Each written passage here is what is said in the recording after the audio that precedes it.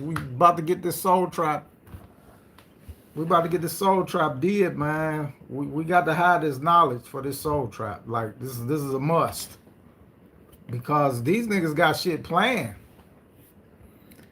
All right. They talking about earthquakes might have caused that shit. A series of earthquakes over there. Man, Joe Biden told y'all during those Maui fires that they was going to use the weather as a weapon and that they was about to ramp that shit up. And they have not lied. They've been delivering like a motherfucker ever since he said that. They gonna, it's like a scene of 2012. Yeah, and you know what's so crazy? At Alien Disclosure 3, I'm pretty sure it was at the last Alien Disclosure. Did they not say this in the fucking Sumerian text? That the disasters that's coming is gonna look like natural disasters, but it's not gonna be natural disasters because the beings that live up underneath us, the water beings, gonna use that water against us. This ain't I no. did say that. Yeah, this ain't no game. This ain't no joke. Niggas is, man. I know them Sumerian. I know these newly leaked. I see why they hid them, classified them, or whatever you want to say. The shit in there is unbelievable. Just think. I mean, the shit is unbelievable for us to hear today, right? In 2026. Just think what them niggas thought 100 years ago when they was deciphering that shit. Like, they was like, the fuck? This shit can't be true. No wonder that one dude took his clothes off at the British, that one translator took his clothes off at the British Museum and ran around the museum ass naked screaming and hollering. Can you imagine? Like you can't imagine it. I mean, Inky the one that's responsible for these Sumerian texts, right? He wrote them, but from what Zechariah Sitchin said, it was like I forget who it was, Gilgamesh, somebody, I don't know. But whoever the scribe he had, he was telling them, what to do, and he was telling them what to say and how to do it. And he said they had gave him something that it sounded like a computer or something. It was a writing instrument that did the pressing of the tablets in the clay and all that shit automatic. Nobody sat and did this by hand. Thousands of it was a machine that did it. All right, but imagine the dude that was doing it. I'm pretty sure it was more than one, but from the translation, it was. Goddamn, I do get to factory direct and soon. Call today. Hey, Rraw. Yeah. Getting back to these calamities, dealing with the water, okay? Mm-hmm. We did discover that the Leviathan is going to play a role in it. We just don't know what, right? Right. But let me read this real quick. Go ahead. Canst thou draw out Leviathan with a hook, or his tongue with a cord, which thou layest down, and dost thou put a hook into his nose, or bore his jaw through with a thorn? Hold on, let me read this right here. And it's about the description of the Leviathan. Okay? This is the Holy Bible. Huh? Yeah. Yeah. Okay. I will not conceal his parts, nor his power, nor his comedy, or proportion. Who can discover the face of his garment, or who can come to him with his double bridle? Who can open the doors of his face? His teeth are terribly round about. His scales are his pride, shut up together as with close as a seal. One is so near to another that no air can come between them. They are joined one to another. They stick together. They cannot be surrendered. By his sneezing, a light doth shine, and his eyes are like the eyelids of the morning. Out of his mouth go burning lamps and sparks of fire leap out. Out of his nostrils goeth smoke, as out of a seething pot of clarendon. His breath kindles coals, and goeth out of his mouth. His neck remaineth his strength, and sorrow is turned into joy before him. The flakes of his flesh are joined together. They are firm in themselves, they cannot be moved. His heart is as firm as stone, yea, as hard as a piece of neither milestone. When he raises up himself, the mighty are feared by reason of breakings. They purify themselves. The sword of him that layeth at it cannot hold the spear, the dart, nor the harbinger. Okay, so this thing is unimpenetrable. You can't penetrate it through its body. Okay, the only thing that you can do is take the eyes out. Now, the reason I said all that because this Leviathan, it ain't no 300 feet long. It ain't no 500 feet long. This thing is miles long. And this body is over there. From my research, it's over there in Venezuela. The head is in Venezuela. The tail is in off the coast of Los Angeles. Okay, that's okay. Off of Los Angeles, reaching into Alaska, because Alaska had, remember the storm that happened in Alaska? Yeah. And here it is. We just got finding out about the one you guys just got you talking about. Yeah. Well, when this thing heats up, it also heats the water up, and we already know the temperature of the water has risen in the ocean. So this Leviathan is part of these weather formalities. And even though they're using HARP right along with it, this Leviathan, I'm gonna stay on top of this bad boy, and I'm gonna bring y'all more information on it. But this thing is waking up. Remember, in 536 CE, the volcano did what? It froze everything. The sun didn't shine but for what? 4 hours a day. So it brought the mammoths, what was it? The mammoth, all those animals The were woolly frozen, mammoth just and all like of that, with yeah. food still in his stomach. Okay, Mhm. because of it when that volcano went off. So just think about if the same thing happens over there in Yellowstone, Yellowstone, it's gonna happen. Baltimore is. It's- Expecting it to do that. It's And overdue. if it does that, we gonna do the same thing that happened in 536 CE. Okay, the same thing. And don't forget, But that's I what put that out there, Rraw. don't forget that's what Bill Gates trying to do. You know what I'm saying? Right. So, Yeah. you know, I wouldn't put it past them, you know, to go do something in Yellowstone. You know what I'm saying? I mean, Exactly. that just, you trying to kill everybody, you trying to kill the majority of the planet. Go put And a that will do it. go put a bomb in one of them inside one of them things over there and let it. Volcanoes. Yeah. Yeah. Yeah. But it's crazy that we living through this. That's what's crazy. That's what's crazy. Americans not gonna wake up until, you know, something devastating happened to them, happened to America, because, you know, what happened to the Carolinas ain't shook nobody, and you know, ain't nothing really shook America to his knees. You would think Hurricane Katrina would have shook America, but it didn't, because it only happened really to black people. So when you know, you got the fires in California, but it's really not shaking America. So I believe the elite understand that they're gonna have to do some low down dirty shit to America, and it's gonna have to affect mostly white America for America to, you know, sit up and take notice. And, you know, sad to say, that's California. You got an X on your back, because that's where all the rich and affluent, you know, based, pretty much. So, you know, and the famous. So if you want to make some noise, do it to California. Do it to California. And they got an X on their back, and they don't even realize that. But I guarantee you, in a dungeon somewhere on a map, California is circled. You circled. You only got, your time is limited. You will be made an example out of. I mean, but hey, Rob, yeah,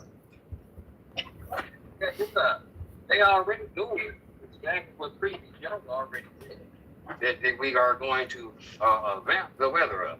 Let's take a look at Indiana. yeah. What was it, 99-mile-an-hour winds, right? Shit, Lot of power. But look guess at here what? in A lot of Memphis. power. You had four in Indiana, you had, I think it's 3 or 4 supposed AI centers that still had power. And the same thing that happened in Memphis, I hear those winds was 130 miles an hour. Okay, we just had that shit happen. I got stuck in it. I was trying to go get my the mystical eye to go get my earth. They got stuck in it. Trees falling and Shit, everything. I just got my power back. Yeah, that's what I'm saying. My power's out for a few days. Right, and Indiana just got power back. So this is what's going to happen. It's going to be like a precursor. It's going to start happening everywhere.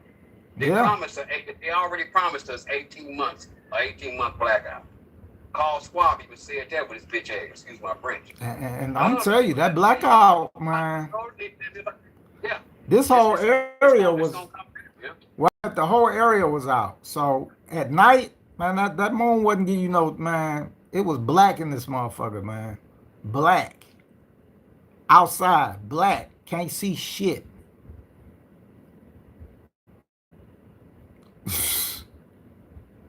Man, I went to I stuck it out the first night because I thought it would come back on, but then, I'm not from here, so somebody was like, you better go on MLGW website and see what they talking about. And when I did, they didn't even have the shit assessed yet. So I was like, oh fuck, this shit gonna be out for a few days. You know what I'm saying? So I left. I actually went up to Jackson just in case.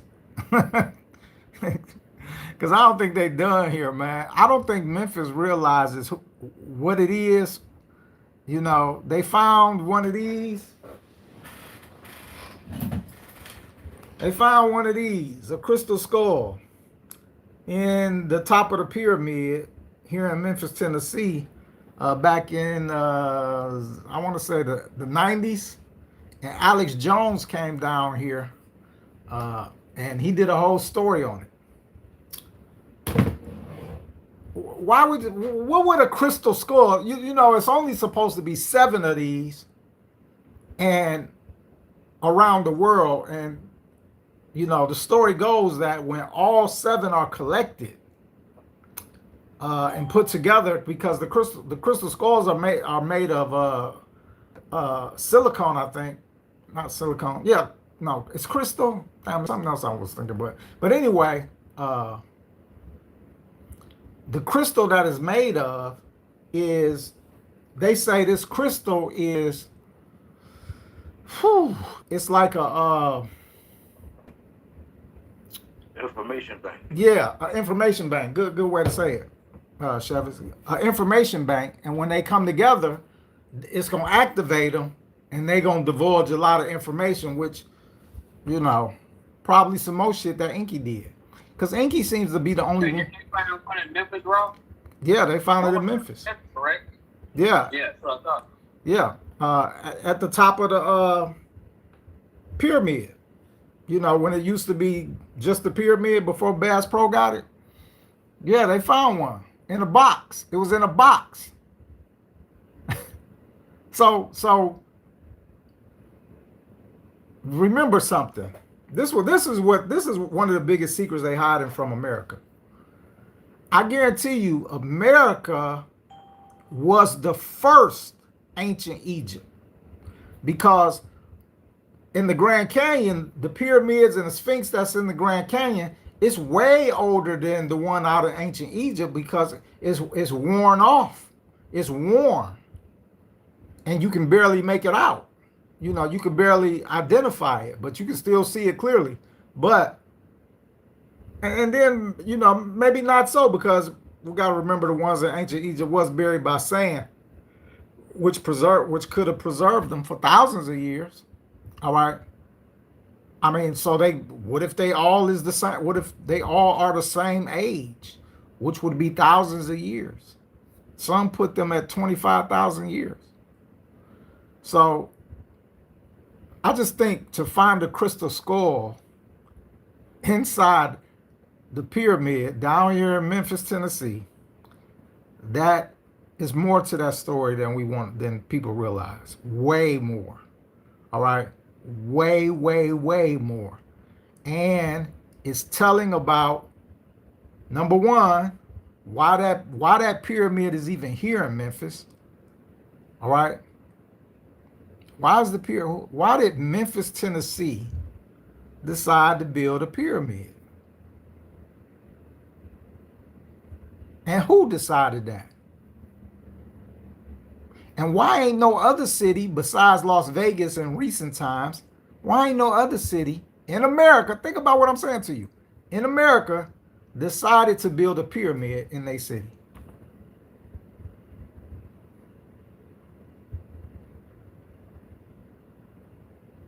I mentioned something. Yeah. So So there's supposed to be, from what I was reading, I guess like Enki went from like Mesopotamia, America to like over here, and like he's in Memphis, and like his name changed from Enki to like Ptah, and he became known as the Memphis god, the one who created mankind on the potter's wheel. But I also wanted to touch on the AI data centers and the alien conference. Enki was he the god of the ruler of the fresh waters or all waters? really all waters. Oh, okay. Because I was gonna say, I mean, why if it feels just fresh water, and if Enki's getting ready to make his return, it makes sense that they're getting rid of all the fresh water. Like not just to keep it to drink, but so like he has kind of like no way to see through it. Yeah, that's interesting. It's still up to debate to me if Enki is still alive. I don't think he is, but I'm gonna see if we get some insight from the spirit rods, because I think Enki is dead. But say the real Enki. Yeah, well, we can narrow it down. What's going on, spirit rods? I'll talk to y'all in a minute. How you guys doing? Y'all all right? Doing all right?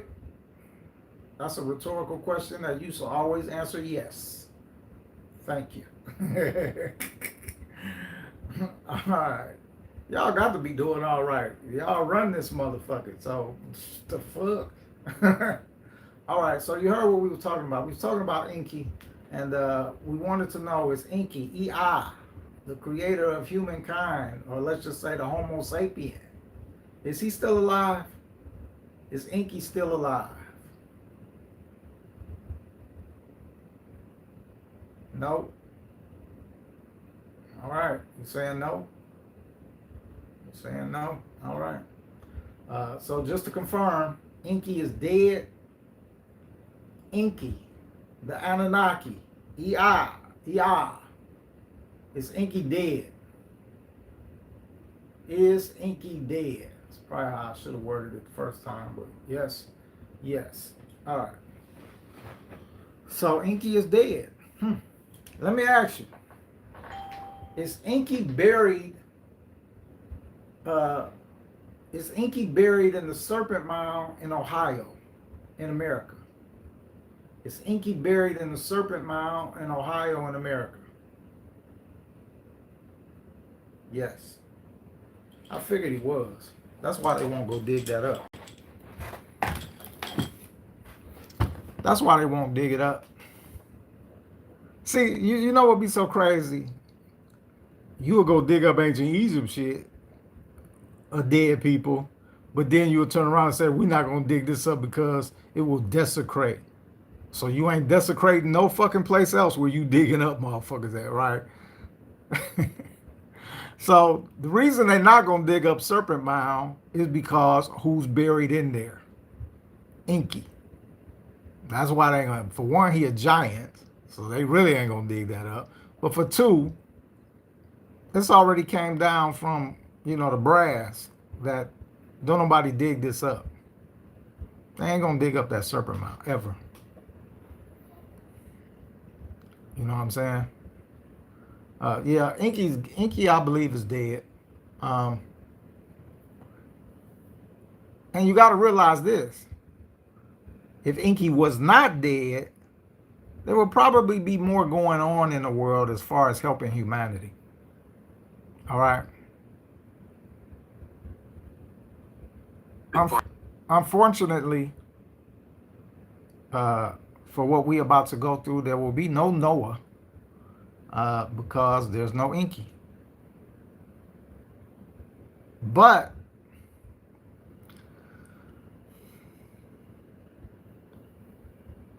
the system, and it's hard to say, like, the system is, they prepared for this. They done built their underground cities, underground bunkers. They are prepared. But the whole thing is, these are mostly reptilians as far as, Zuckerberg and the elite. I think Bill Gates has to be a reptilian. He ain't showed it, but he move and operate just like one. So,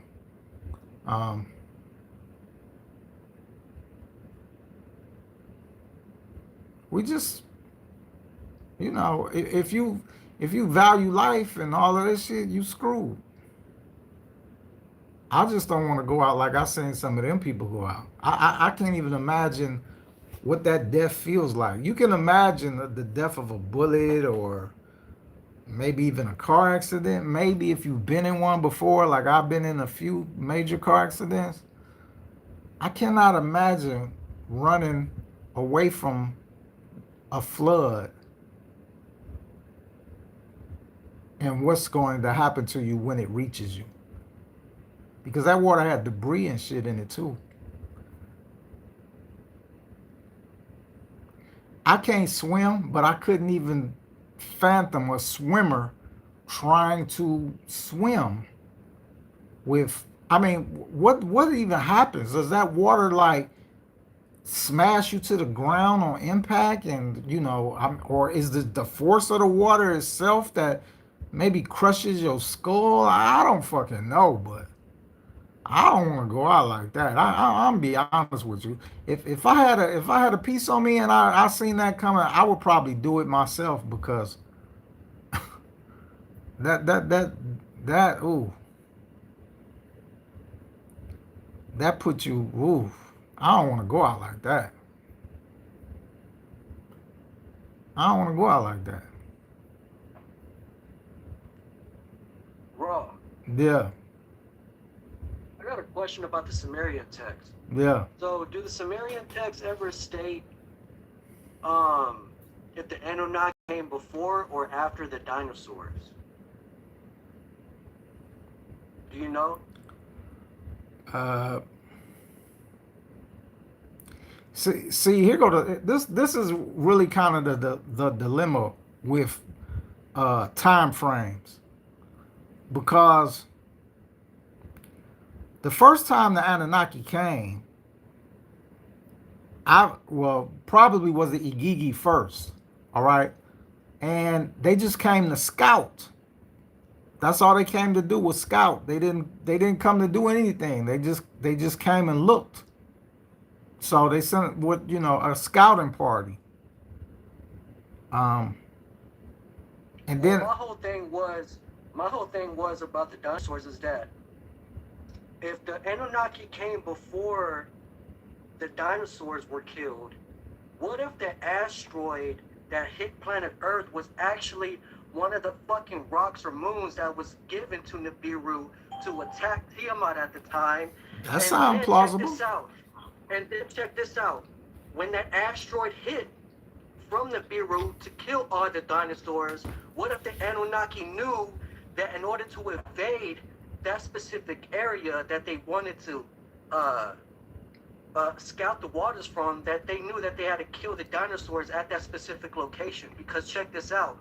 Since you just said that there's a probability that the United States is the first Egypt, what if that is true based off the fact that an asteroid hit around that specific location, which is North America, around the south border, which would be around Tennessee area as well? That could be connected to the Anunnaki with the whole dinosaur asteroid shit. I mean, I think where you right at Ludwig, I think it's very probable that one of the moons or whatever that they gave to Nibiru to attack this planet Tiamat, I think one of them probably caused the distinction of, uh, the dinosaurs. That's where I think you're right, but I don't think it was. I don't think it was intentional. You know what I'm saying? To set up something to come later. I just think, the Grand Canyon. I think that's a mark. Because remember, in one of these alien disclosure conferences, these newly leaked Sumerian texts stated that the Igigi was the ones that built the canals for the rivers and the lakes. That they did that. So something like the Grand Canyon wasn't carved out. That's a I would that's a major strike where one of them moons or whatever hit is that Grand Canyon. And Check this out. The Anunnaki probably told themselves, since this asteroid that hit the dinosaurs is the biggest mark that landed and hit, this is where we're going to land at. And this is where they probably established the first Egypt, based off of that asteroid and where it landed and how much damage it did. Could be. It would make perfect sense, though, because the dinosaurs were around 1 million years ago or some shit, right? No, well, they say 65 million years ago. And then on top of that, the fucking detonator that was found, and it was like 1.5 million years. You talking about you talking about the nuclear reactor. That's I think it was 500,000 years old. 500,000 year old, 500,000 years nuclear reactor that they found. There were probably still dinosaurs around that time, and the Anunnaki probably had to use one of them bitches to kill the rest of them off or some shit. Yeah, I mean, your guess is as good as mine, but yeah, I do think that, one of those moons created the Grand Canyon. That's for sure. Because that's not a natural formation, and it would take something huge to do that. You know what I'm saying? It's like, the average meteor size they say is less than a football field, and a football field ain't gonna do that. You would need something that's miles and miles long to make that Grand Canyon hit like that. And I've never been, and I really need to look and see how the Grand Canyon starts and how it ends. But the thing about it is, I know this for a fact: the Grand Canyon is a straight indentation. All right, it's not a skipper. So whatever hit and made that did not skip, skip, because it will have the Grand Canyon then will be shaped like like a swoop, because it will have something that came in and knocked shit off, but it would have flattened it, and then it had whatever it was would have left, and it would have so you would clearly see like something landed and skipped, but that's not the Grand Canyon. Grand Canyon is something dead smack hit this thing and didn't leave or broke up. We don't know, because shit, they won't let nobody down that motherfucker. But I'm pretty sure it's rocking stuff down. I guarantee you, if somebody before they locked it off, if somebody was down there doing rock samples, I guarantee you it's rock down there that they would say it's not from here. It's got to be some down there. But Hey, Rob, You know how they, Oh shit, my bad. we first of all, we got to ask ourselves, why is the Grand Canyon shaped like a snake? Okay. I didn't know it was. I haven't even seen it really. I haven't. Yeah. It's shaped. It's in the shape of a snake. Like a snake when a snake moves. Yeah, Google it and find out. Yeah. Oh shit. Uh-huh. That's something else then. Google it and find out. That's something else then if it's shaped like a snake. Did y'all see that video? I got it. I didn't post it yet, but what's her name? Shit, I don't know. Katie somebody who came out on a snake at a concert. Did y'all see that? Oh yeah. Right. Yeah, I saw that. Yeah. Uh-huh. Yeah. Now, Sure did. I'm pretty sure this, you know, what if this, I'm just going to play the devil's advocate right now. Vatican Hall in the shape of a serpent, snake. This woman coming out representing the Illuminati, snake. What if their God has been Inky all this time, which is the only one that's trying to look out for humankind? What if they've been like, I don't want to pray, I don't want to say pray, but because I don't think nobody's praying. But what if they have been doing, you know, dealing with Inky the whole time? That would really be remarkable.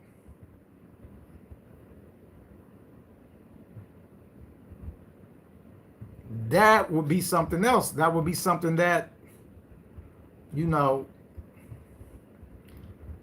we haven't even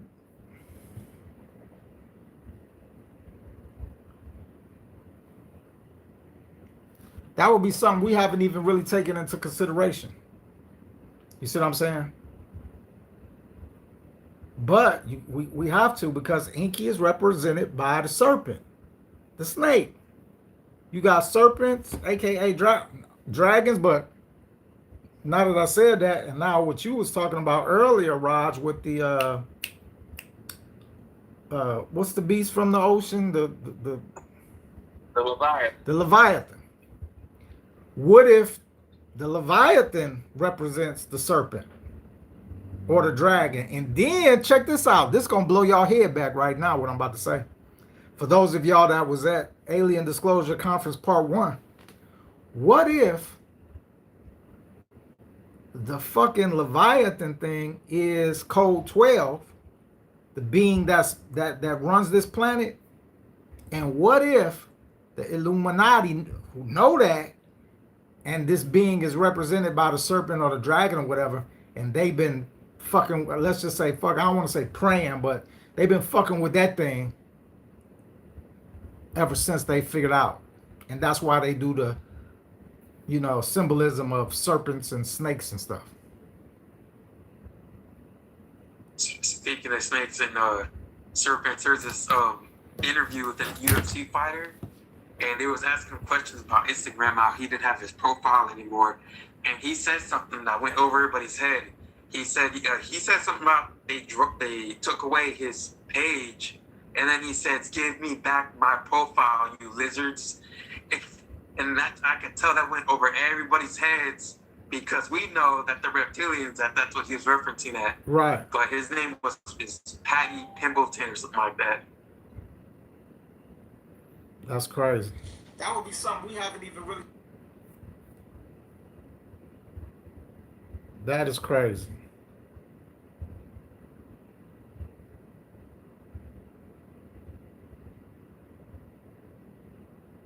Yeah, and also, Theo, one of those UFC fighters mentioned that in the Bible it states that the earth shall not be moved. And the UFC fighter was talking about how that means the earth does not bend. Wow, actually, dang. I didn't think of it that way. Actually, that part where you say the earth shall not be moved, that's some deep ass shit too.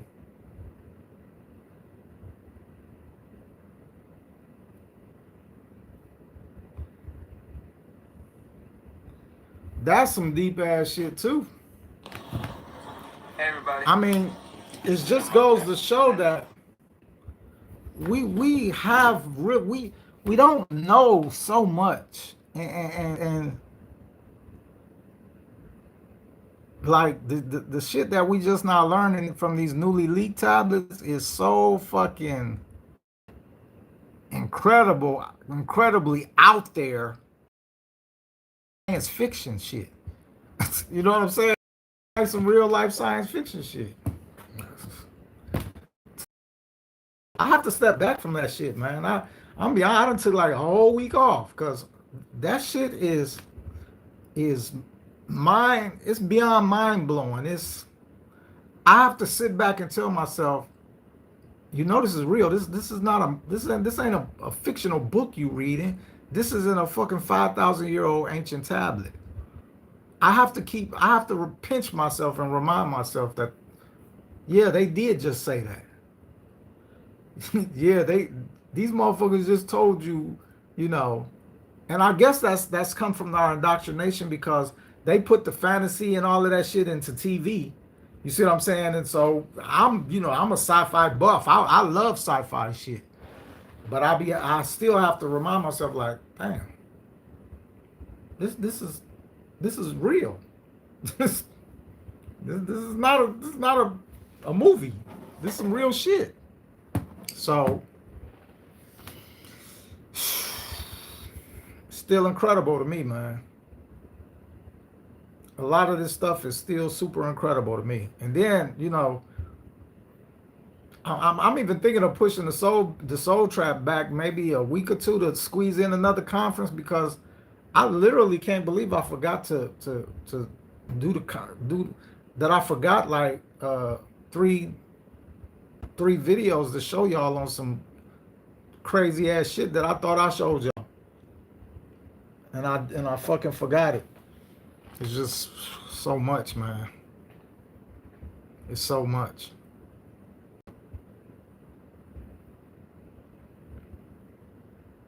We're gonna push it out, man. We're gonna push it out, man.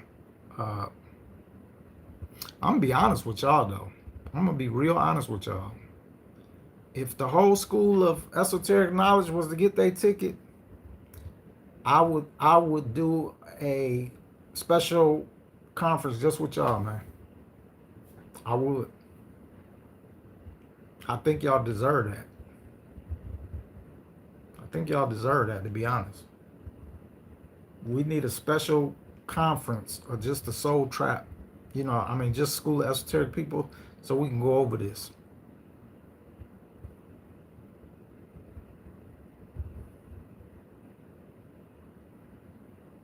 I'm gonna be in touch. I'm gonna be in touch with y'all, man. We're gonna see if we can figure something out.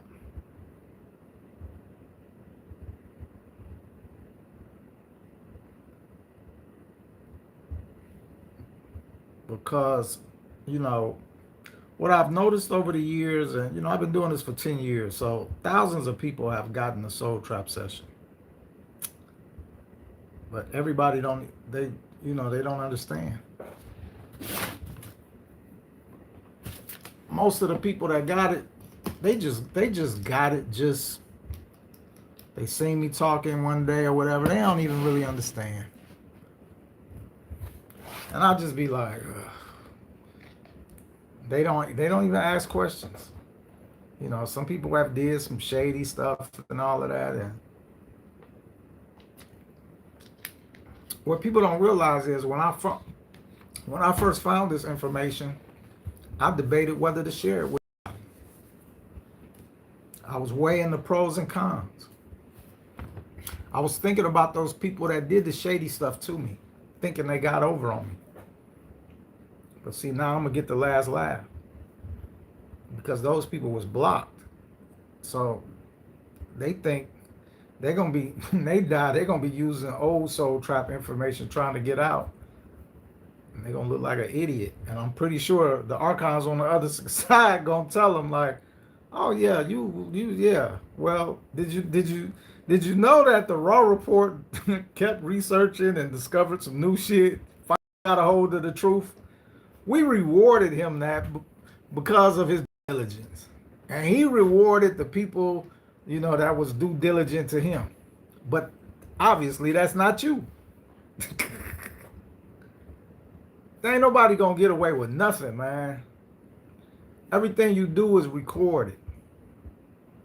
You know what I'm saying? Everything we do. Nobody's getting away with nothing. Zero. Everything you do is being recorded. So your best bet, knowing that you're not getting away with nothing, is just fess up. And own that shit. No matter what it is. No matter how bad or despicable. Because if you don't, you ain't leaving this place. And most people, like I told people, man, the old Soul Trap session, hey, I gave you what I had. That was what the world had. That's what we all knew. Zechariah Sitchin, Eric Von Daniken, shit, David Icke, you know, Max Spears. That's all we had because that's all the Sumerian texts stated at the time. But nobody, you know, fathomed that they was hiding text, classifying text, and you know, doing all that shit. Didn't nobody know that? Didn't nobody know that? Turns out they was. I mean, I understand why it was wrong, but I you know, see people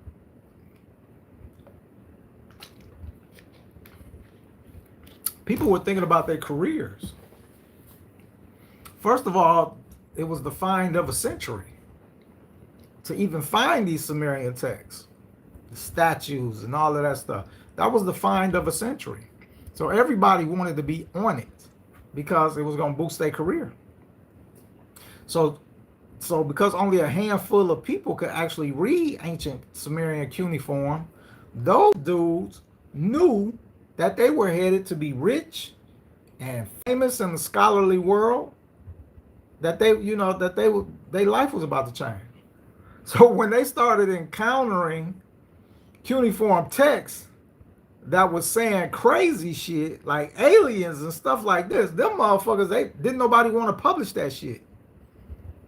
Cause they was gonna be ridiculed. Cause 100 years ago, one of shit, you telling people little green men, remember niggas with that what's his name? Oh, I forget his name. But with that broadcast in the 1930s, motherfuckers was jumping out the window when they said little green men had landed and shit like this. Motherfuckers was killing themselves. Cause they over a radio broadcast that said Martians were attacking, you know, the United States. Well, they were saying the world, but back then, you know. So motherfuckers was actually killing themselves. So this was around the same time these guys, these translators, you know, was looking at these ancient texts and was like, shit, we can't publish this. If we publish this, we'll be the laughing stocks of the world. Nobody will ever take us serious again. Your career will be over and done. And so you have the people saying, but still, this is what the tablet says. So even if they get people to come behind us, they're going to say the same thing. And it was like, yeah, but ain't nobody gonna say this publicly. You know? So the museums hid the shit. They hid it. And so it's being leaked out. But don't you think it's kind of a coincidence that it's now being leaked out at the same time that the government here in America says, yeah, we got some shit flying in the skies. We don't know. We also know about 4 or 5 different types of beings that's flying these crafts. They're not from here. You think that's there's no such thing as a coincidence. So somebody is trying to prepare the world. And then people are like, but it's a fake alien invasion. It's going to be a fake alien invasion. Okay, but are aliens fake? No. The only thing that's going to be fake about the fake alien invasion is take out the word alien and you will have a fake invasion. Because they don't have to invade. They already here. They've been here since the beginning. One of the tablets tell you one of the Anunnaki stayed behind, and here go the thing, they call him the man who wears the skin or the suit or something, the body suit or something. So once again, this is telling us that the Anunnaki, I don't think they look like what people think they look like. So all of those you know, statues that people think is showing Anunnakis with the long beards and stuff, why do they think that's the Anunnaki? Why don't they think that that's the goddamn Sumerians? You know what I'm saying? Why would you assume that, oh, well, these got to be the Anunnaki? I get it. They holding a little lion and all. They holding a lion and all of that shit. So yeah, we know they giants and all of that. It's something else going on here, man, because Inky is in the water.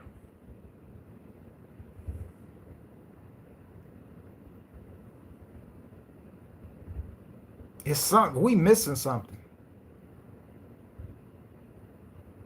We truly missing something. And why come to a water world? Remember, when you read your Bible, what do it say? Shit, I got it right here. First page. First page. What do it say about this world when you read your Bible? Genesis chapter 1, verse 6. God said, let there be a dome in the midst of the waters. What do it say in the first sentence? In the beginning, when the God created the heavens and the earth was a formless void, and darkness covered the face of the deep.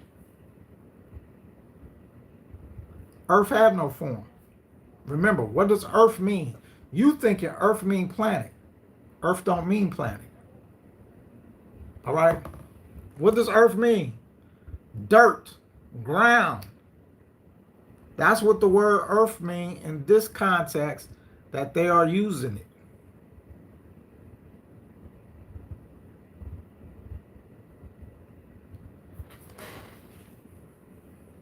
In the context that is being used, earth means dirt, ground. So then you jump to 6, let there be a dome in the midst of the waters, let it separate the waters from the waters. So there's waters and waters.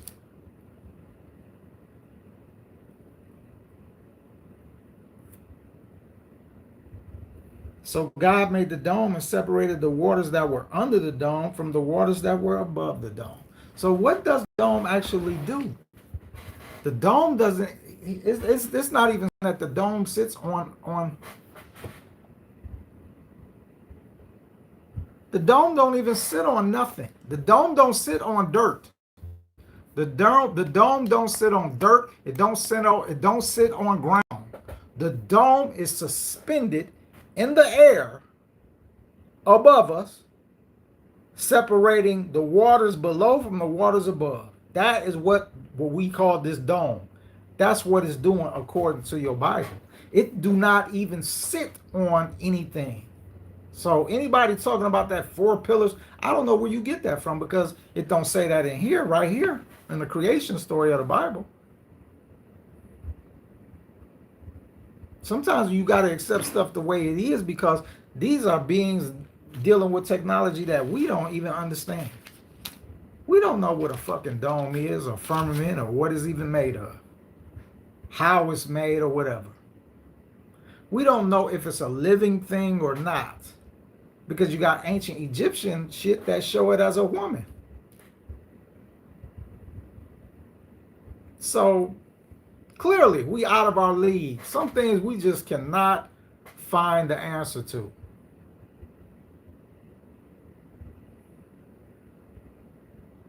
Just go on my website,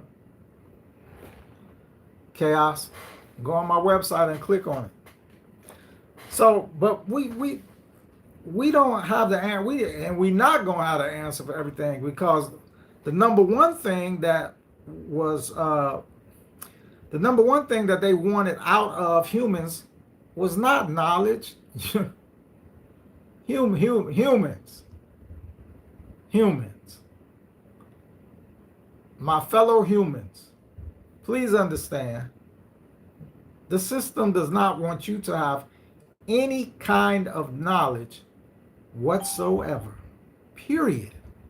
It's not your it's not your pay grade. This has been told to you from day one in the Bible. Garden of Eden. Forbidden. Do not eat from the tree of knowledge. You can eat any other tree in this motherfucker, but keep your ass away from the tree of knowledge.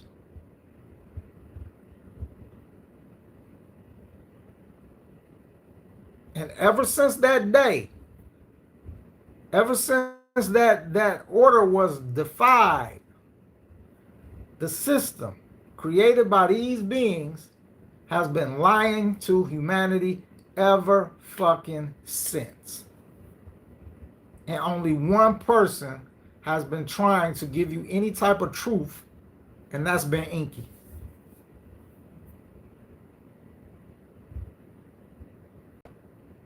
And it seems like the way of the serpent is the way to go.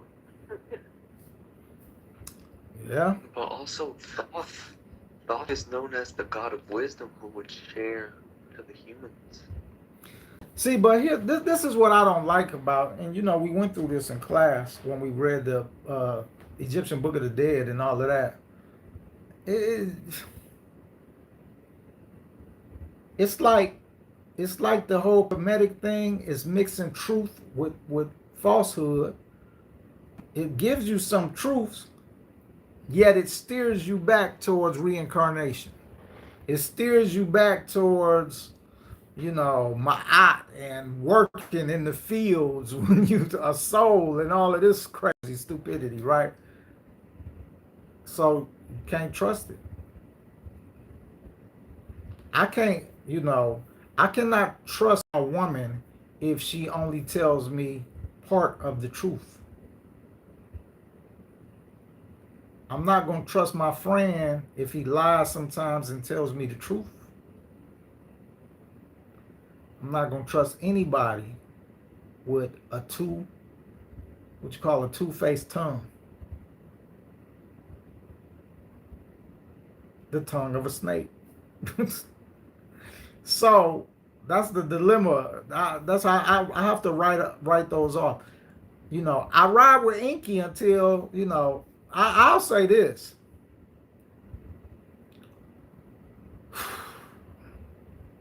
And I'm probably not a good judge of this right now because I was gonna say that Inky, you know, I'm testing what everybody said. I don't give a fuck who they are, right? But so far though, because all that's in my mind right now is these newly leaked tablets. But based off of them, they add more credence to everything Inky has been saying.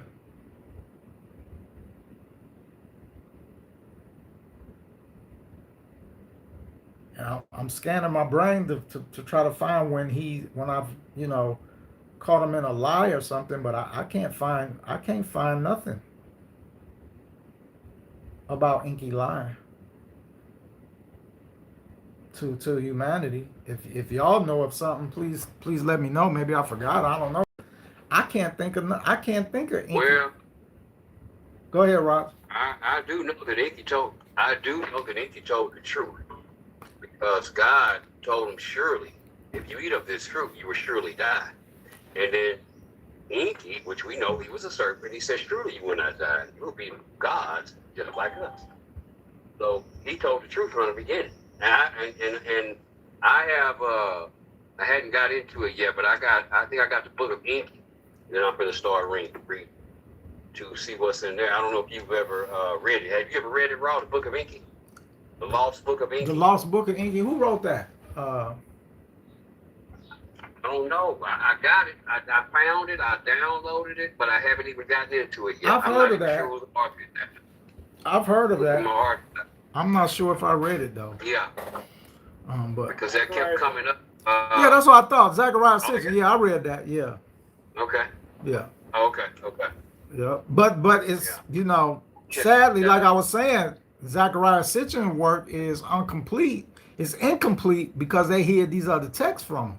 So he didn't have the whole thing. So a lot of what Zechariah Sitchin did was, which he got criticized from his peers, is Zechariah Sitchin did ramification thinking based off what he had. So he made those conclusions based off incomplete information, but he made the conclusion so he could put the books out. You know what I'm saying? With the conclusions of it, you know, but some of that stuff is not, you know, it's wrong.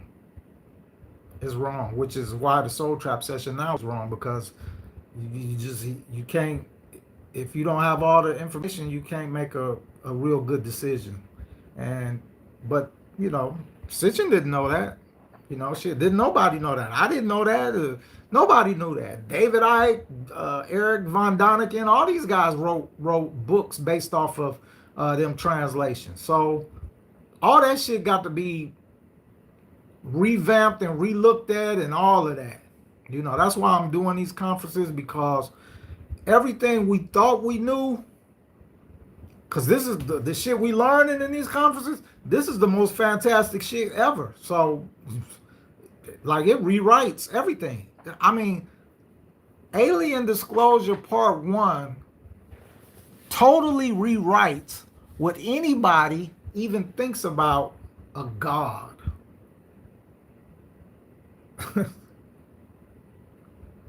Because there's a being here that's running this fucking planet like a CEO, and don't nobody even know about it. And this being decides the fate of humankind. Not the Anunnaki, not the Pleiadians, Nordics. And then, you know what? That kind of makes sense that it is this being that's on this planet that decides the fate of mankind. Because I'm about to tell y'all, think about this. When you think of the Hopi, not the Hopi, what's them dudes in Africa? The Dogons. So when you think of the Dogons, and actually the Hopi too, when you think of the Dogons were saved because aliens came and took them underground, that they called the Ant People. Hopi Indians, the same way. People came and saved them, took them underground. So think about that for a second. You got the same in different scenarios. Ancient Egypt, motherfuckers coming here. The Mayans, motherfuckers coming here. Everybody is coming here. All right. The people that they come to think they are gods, but think about it. The aliens that actually come are coming here to not do anything godly, but to save these people from what? Whatever's running this world. So we haven't really been looking at it the correct way. These aliens that's coming here, they nobodies. The real big dog is already here. And the fucking aliens is coming to trying to save humans from the big dog. And see, because it appears like, oh, it's a natural disaster, an ice age, the sun being blocked out, you know, the earthquakes, the volcanoes. That's what Enki said in that fucking ancient text. It's going to look like natural disasters, but it's not. That is what whatever this being is on this planet, that's its way of doing its thing. See, it's not shooting missiles and all of that shit. It can't fuck with you on that level. But if you touch down on this motherfucker, now you on my turf. I'm going to fuck you over with the 4 seasons. Earth, wind, and fire. Or the elements. I'm going to fuck you over with the elements. Earth, wind, fire, water. And that's what he's doing. Got the planet. Yeah. You could say protecting the planet, or you could just say protecting itself. You know, I said this in the Soul Trap session, which not all of it's wrong, but the major parts is. The planets are alive. That's in the Sumerian text. This motherfucker is called Mother Earth for a reason. The planets are alive, just like you read, just like you were saying earlier, Raj. You know, Nibiru was given the moons so that it could attack Tiamat. These planets are alive. We don't know. See, maybe because everybody, oh, Mother Nature, and you think of the old commercials and shit, birds chirping and nigga out and flowers blooming, all that bullshit. We just ain't never seen Mother Earth do her thing or get mad or anything like that because it looks like natural disasters. You see what I'm saying? But, you know, let's just say this whole thing in Nepal, this flood, was a natural thing. Well, she flexing. She's flexing. The tsunami in fucking Japan a few years back. She's flexing. The numerous volcanoes that went off in Hawaii and stuff just this year alone. She is flexing. Hey, Rob. Yeah. This also came to my mind. We used to always watch Godzilla. What did he do? That motherfucker fought something that came from up under the sea, right? Say that again, Raj. Right? Am I right? Huh? No, say that again. You said Godzilla did what? Say, Godzilla. What did Godzilla do? Who was Godzilla fighting? Something that came from up under the water, right? Mm-hmm. In all the movies. And Right, that's Rob? where he was from, right? Yeah. What if Godzilla? And that, What if Godzilla was? Damn, I keep forgetting the name of that thing. But what if Godzilla was the Leviathan, protecting the earth from all of the monsters? Yeah. Mhm. I just thought about that. That shit they had that come out movie after movie. As I was a kid, I recall that. And then it popped in my mind today when I was thinking about doing a little studying on the Leviathan. When I went to the Bible, Job 41 and Job 39, I believe I went to find that information. Yeah. Now that's something to think about. That's something to think about. Join the School of Esoteric Knowledge. It's not a call-in line. We at school, we at class here. You can join this school. All right. Go to my website, join the School of Esoteric Knowledge, Ruben.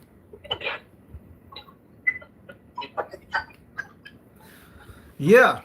Nah, it might be some truth to that, man. It might be, I mean, you know, them trying to show us something, but damn, I was watching something too. I was watching something, an older show too, and I was like, damn, they've been putting this, man, a lot of this stuff, they've been putting it in our face from day one, y'all. We just haven't been paying attention. We're not paying attention. Okay, Raw. We didn't know. There's something else I thought about. Everybody watched the movie Left Behind, right? And if you didn't, Right, you leave go the watch world behind. Yeah. The Obama that movie. was to me. Obama made it, right? Okay? Mm-hmm. Our former president, 43rd, whatever the fuck he was. Yeah. This bullshit ass. Anyway, make my point. That was telling us that the government left the world behind. The government ain't even here. Them motherfuckers underground. Exactly.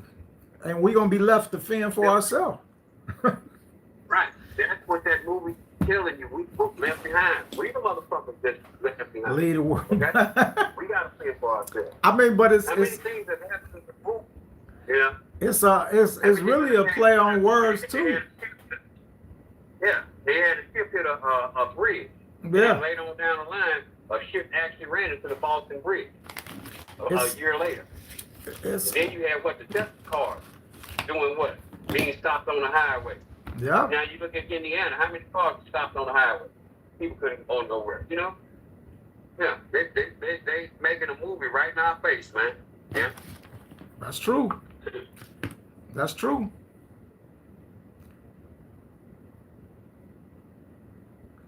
Man, I'm prepared. My eyes on the prize.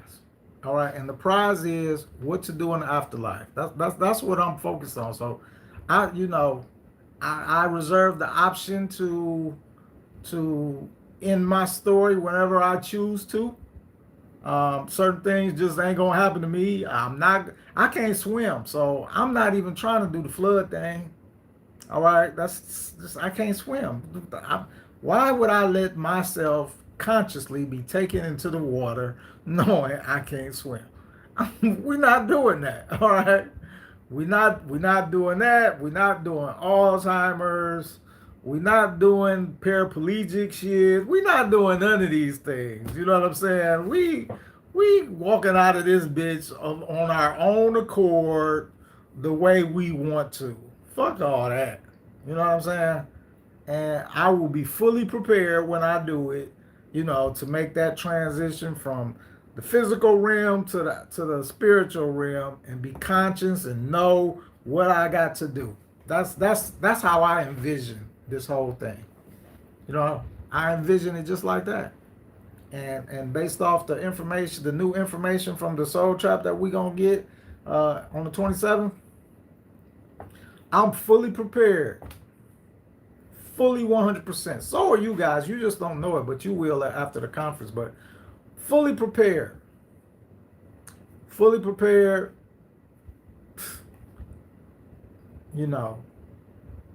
Just ready, just ready. Y'all, this class, that's why I say I think we should have a separate Soul Trap thing for y'all. It's about 50 of y'all. But yeah, it's y'all know more than the rest of these people. So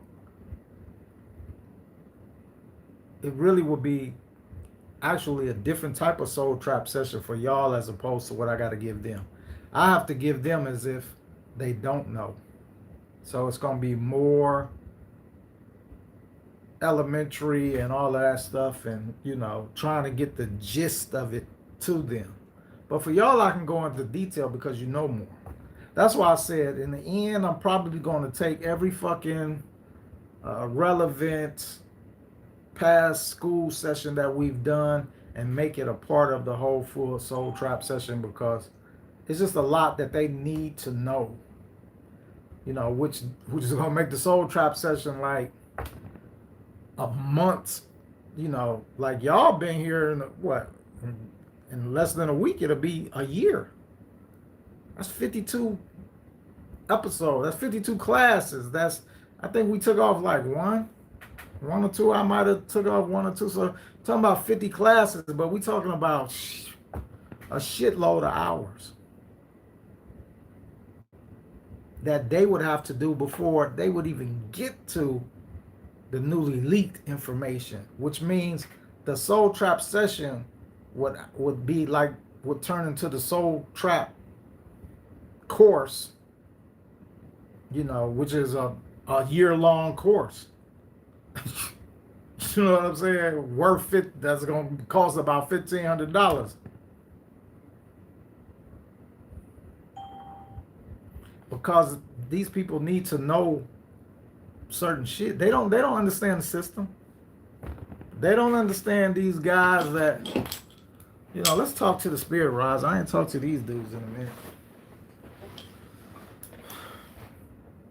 Spirit rise. What's going on, man? What y'all doing? What y'all doing, man? Y'all chilling? You watching the show? Me? You watching the show?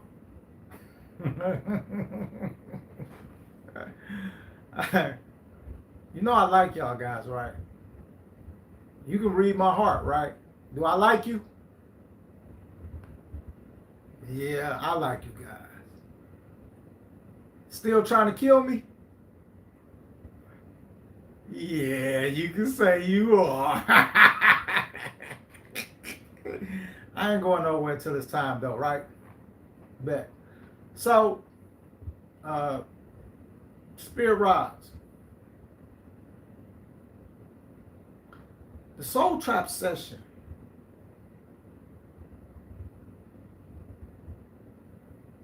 Well, these kids here that have been in this class this long, for almost a year now, have they satisfied the requirements that the system, you guys, put on humankind to get out of here. Yes. Yeah. And for real, let's just be honest, Spirit Rise. This is all y'all wanted. They have to do this, right? Right. So let's be clear for the people at home that's not in this class, that's watching from YouTube and Instagram. They haven't put no work in to deserve to leave, have they? Have they put in work to deserve to leave? You saying yes, but I know you mean no, right? Right, no. They not true to this. They think it's something that they can scroll and learn through social media. That's what they think.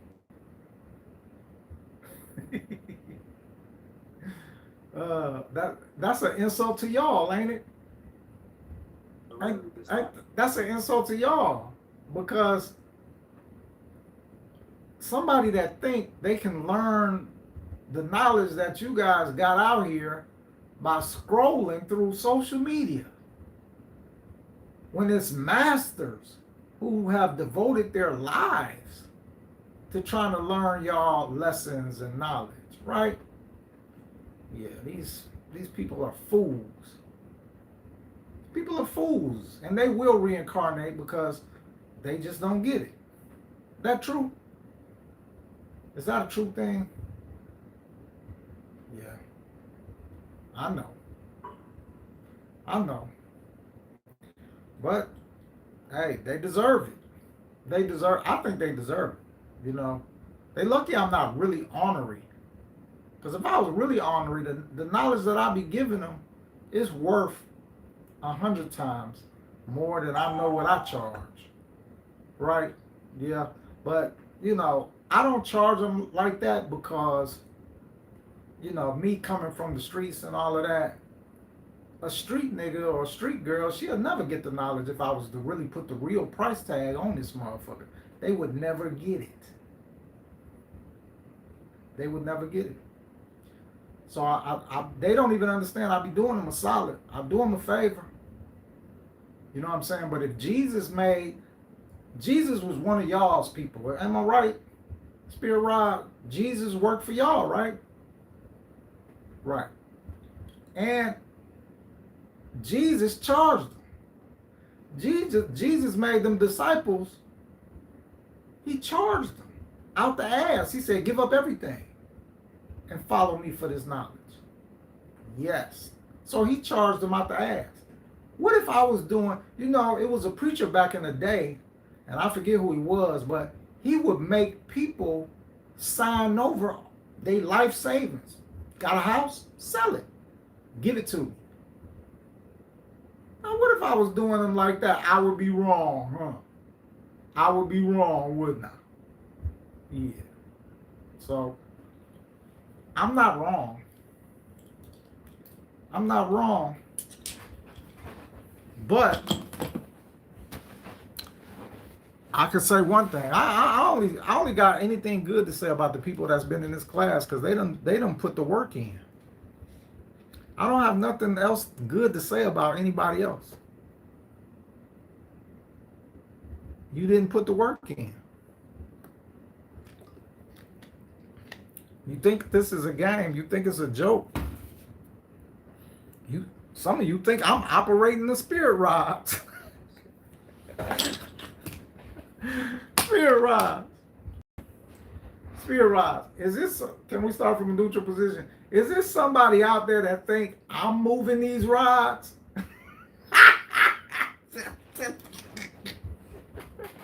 Woo! How stupid are they? Look, how stupid are they, right? I'm moving these rods, huh? I'm doing that. You over here, can you move? Show them it's you doing it by yourself. But I'm doing that, right? What about you, my friend? Can you cross up with her? Can you cross? But I'm doing this, right? Yeah. Get the fuck out of here. Get the fuck out of here. For all those people, spirits, for all those people that think that, can they have bad dreams tonight? Can we do something about that? For all the people that think I'm moving the rods, Can we give them bad? Well, can you give them bad dreams tonight? Bad dreams, make them sweat. Yeah, give them some bad shit. I had a bad dream. I dreamed about my ex-wife. That's a bad dream to me. I had a bad dream, only because, and it wasn't nothing bad going on in the dream. It was just that in the dream, the bitch was in my life, and I don't trust her. So that was like a goddamn bad dream to me, because I'm like, shit, nigga, you vulnerable to this bitch again? How the fuck you let that happen? That was a bad dream to me. But yeah, the other side is telling y'all, man. You know, I'm just, you know, every time I think of the class, I like today, I always update my list before I send out the links, so everybody that you know can get the link to come to class.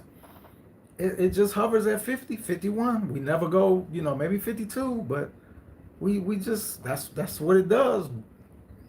Doesn't go less than that, doesn't go more than that. It's just a solid 50 of you guys. Solid. A solid 50.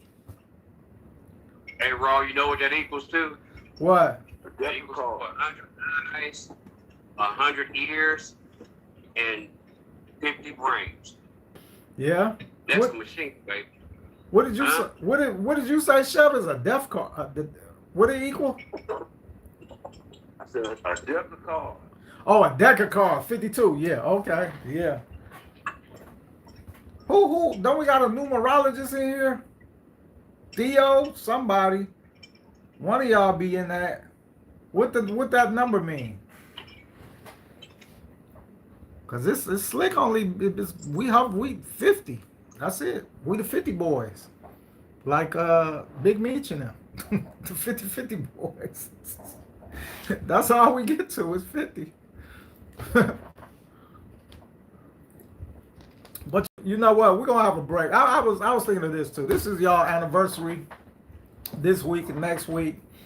Y'all, people at home, give it up for the class, the School of Esoteric Knowledge. These guys have put in 1 year in class every week since September 7th, 2025. All right. And Raw Talk, I'm going to switch over to Raw Therapy so y'all can join us there, but I want a bigger crowd to get these dudes some accolades.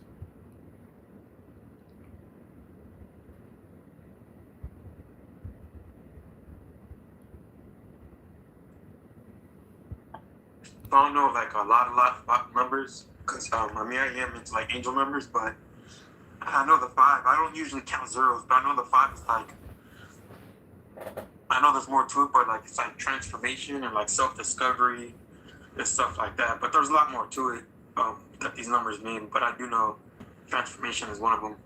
Well, that's a good thing because that's exactly what we've done. Yeah, you know? and curiosity also for number 5. Yeah, that's good. That's good. I'm proud of y'all, man. I'm gonna be honest with you. I'm proud of y'all.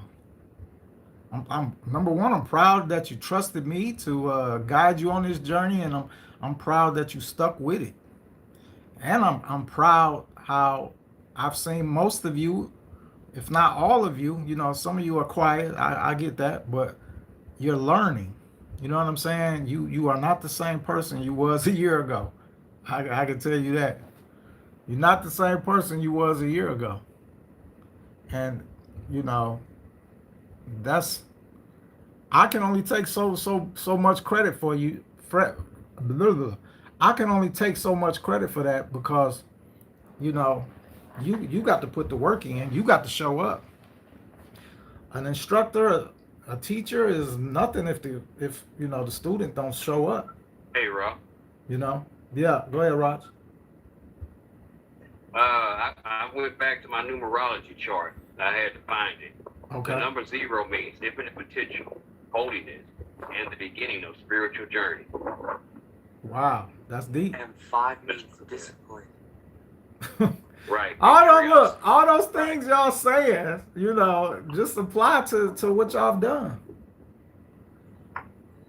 All those things y'all saying, it applies to what y'all have done, what y'all put in. And so Raw Therapy, y'all just joining us. Well, September, let me see, do we got class on the 7th? When is today is, what's next? What day is the 7th on? Anybody know? That's Labor Day, ain't it? Is it? Today is what, the 27th? Got 31 days in this month, so Yeah, Labor Day is the 7th. That'll be a Monday. oh, that's a Monday. I'm off that day. You know what? We might have class that day. Fuck. But I don't really have nothing for y'all, so I'm not gonna do that to y'all. But yeah. Yeah, that's our anniversary day, correct? Yeah, that's y'all anniversary day. Right. 1 year. Wow. The School of Congratulations, Esoteric Knowledge. students. 1 year Yeah. under their belt. We need Yes. to give ourselves a round of applause. Yeah. Yeah. 1 year under their belt. Yes, sir. While the rest of you niggas sat at home and did absolutely nothing for 1 year, these people right here, these people right here, man, immense knowledge under their belt after 1 year in class. Immense knowledge. And all of y'all, you get the Soul Trap session, you're gonna see and hear all of them. You're going to see and hear all of them because it's going to be part of your class, your Soul Trap session. You're going to have to learn what they learn before you even get the Soul Trap session. That's how we're going to do that. 1 year. This is not a game or a joke. What you doing, Raul? This is what we used to do in the joint. When I was in the gang, when I unified the gangs in the joint, all the black gangs and the Muslims, every time we see each other out in population, we throw up the one nation.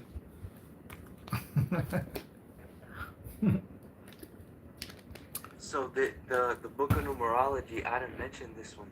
If I could read what 50 means, Mm-hmm.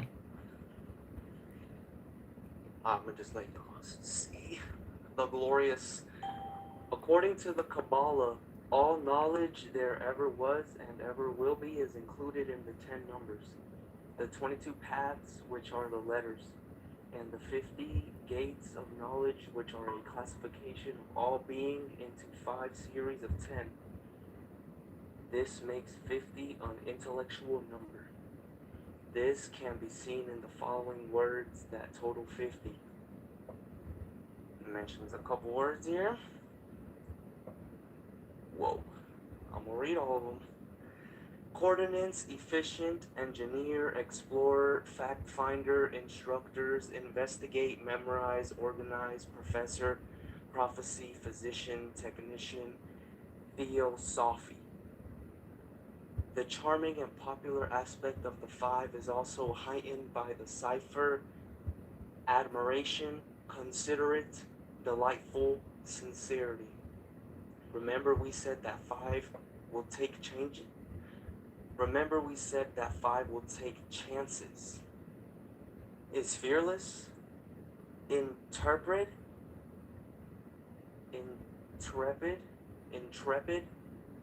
means fearless, and it totals 50. We also said that 5s are versatile and like change.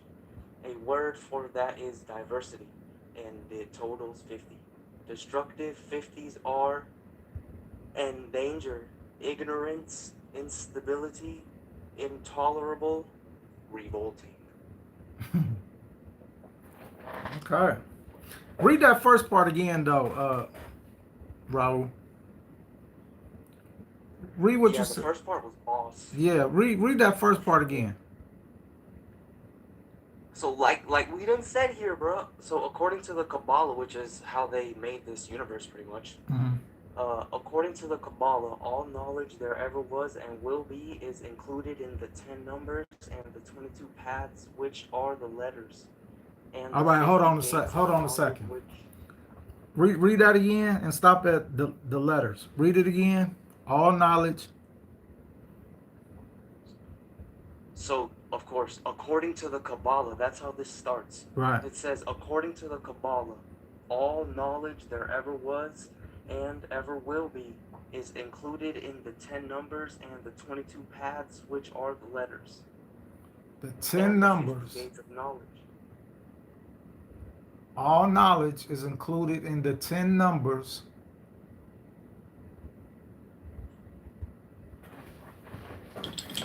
Let's bring our inside team in on this with us. The Spirit Rods.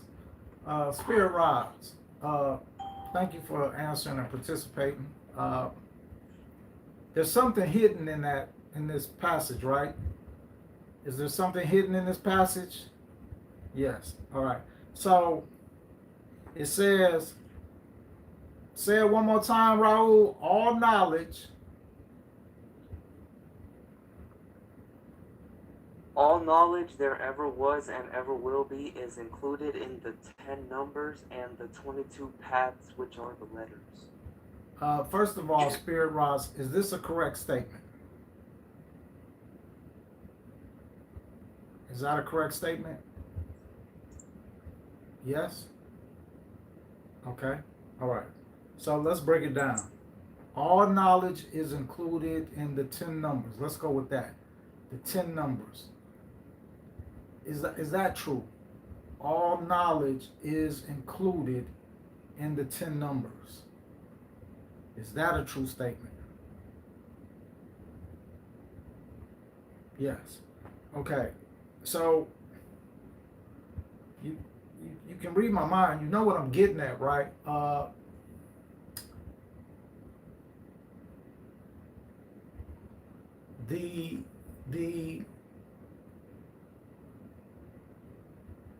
Oh man, how do I say it?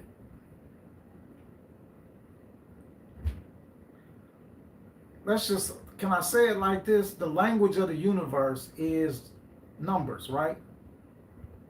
Okay. So some people say math, but it's something deeper than math. Is it something deeper than the math? Yes. Okay. All right. All knowledge is within the 10 numbers. And what was the second part of that, Raul? All knowledge is in the 10 numbers and the pathways or something? The 22 paths, which are the letters. The 22 paths, which are the letters. So the numbers are actually the letters. Is this correct, Spirit Rods? The numbers are actually the letters. So we read letters, but it's not letters. The numbers are actually letters, right? Yes. All right. So this is a long shot, Spirit Rods. This is a long shot. But is the numerology embedded in, let's just say, the alphabet, the alphabet, which is letters? It's 26 for a reason, right? No? So not in the English letters. Not in the English letters. All right. Can I add to that? Yeah. Will we be going back to maybe Greek or Hebrew. yeah, Hebrew letters? Hebrew letters? You saying no, but not them letters. So, well, the oldest letters, I guess, would be the Sumerian letters. Aramaic. Getting close, yes. All right. And I'm totally unfamiliar with the Sumerian letters or the Sumerian alphabet.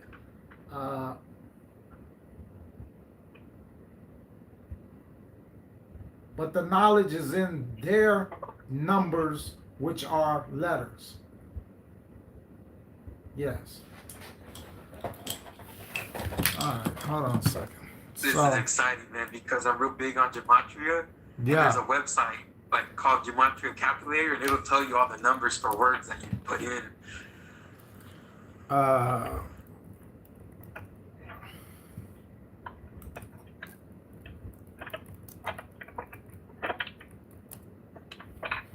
So I'm surprised they said no on Hebrew. Hebrew has 22 letters in the alphabet.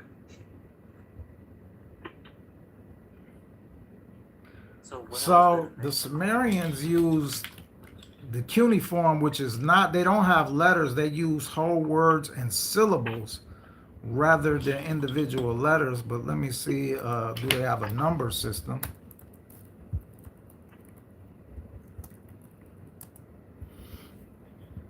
It was a base 60,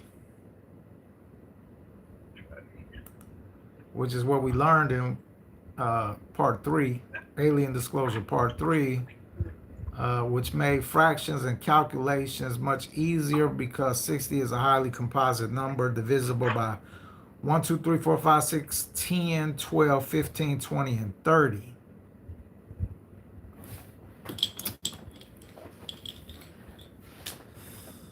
Oh, this is whoa, working my brain now, Spirit Rod. You're working my brain. All right. So Spirit Rod. So the Sumerians had no alphabet, so it's not that. It would have to be knowledge in the base 60 structure that they used, possibly with the syllables and is it the verbiage, the verbal? Is it the verbal what you're talking about? Like hum, stuff like that? Close? I'm getting close.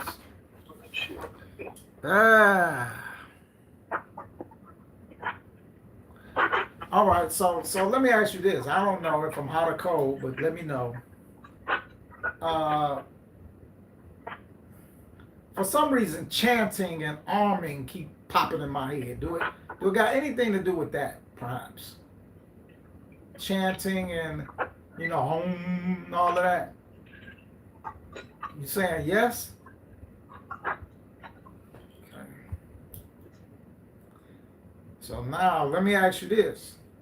I don't know how good your memory is or none of that, all right? But, and you holding it, yes. All right, let me ask the question first. In my book, Awakening the God Within, did I put it in there?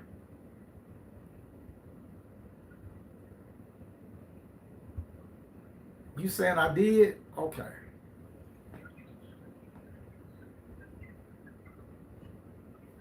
So, and I forget, I wrote that book maybe, what's it been, 4 or 5 years? But I vaguely remember talking about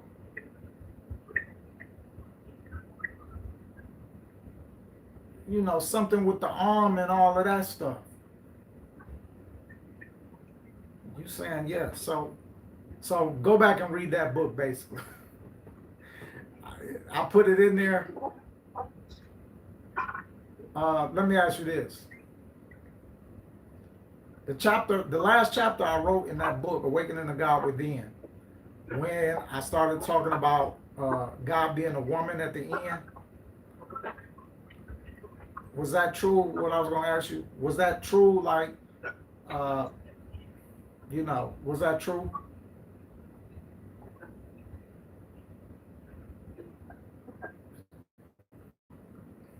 What am I asking? What was true? Was, the creator a woman, basically? Yes. So what we think of as creation is female. Yes. All right. And so I need to think like a female.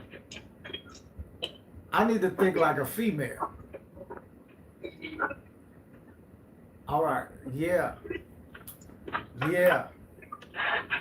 So now that make me think of something totally off the wall, but when Steve Harvey made that book, Think Like a Man, it was really a play to get women out of their element of, yes, of thinking like the goddess creator that they are. Am I right? Oh, snap. You know, you can't make this shit up, man. You cannot make this shit up. Everything they do in mainstream is being done for a reason. They don't just do this shit, you know. Everybody thought that sounds slick, but that book ain't never left my. I'm like, it's something up with this book, man. He told women to think like a man. When you are the goddess creation, the goddess creator, and they done trick. Look at what women now. You just scroll and see these motherfuckers is crazy. They giving up their power. They letting men just use them. They even letting other women use them, and they don't even know they giving away the essence of. That's why the world is crazy, because you, ladies, are out of balance. You out of balance with yourselves. You lost, because that's what we see. And all these young girls, they lost. Some of the older women, they lost. They out of balance. And so, in reality, if you think about it, in reality, Spirit Rods, it wasn't just the book Think Like a Man. It's been an attack. Like, we can actually date this shit back and look back that when the women's movement started, that was an attack against the woman. She just didn't know it. Wow. So the whole burn your bras and all this equal pay, it was all an attack. And they didn't know it. Wow. Wow. And let's be clear about who was doing that attack. That attack was from an alien species? Was that attack from what we would call an alien species? Whoa. To conquer our society, and that's what they done did. We've been conquered and we don't even know it. We've been conquered, Spirit Rods, and we don't even know it, do we?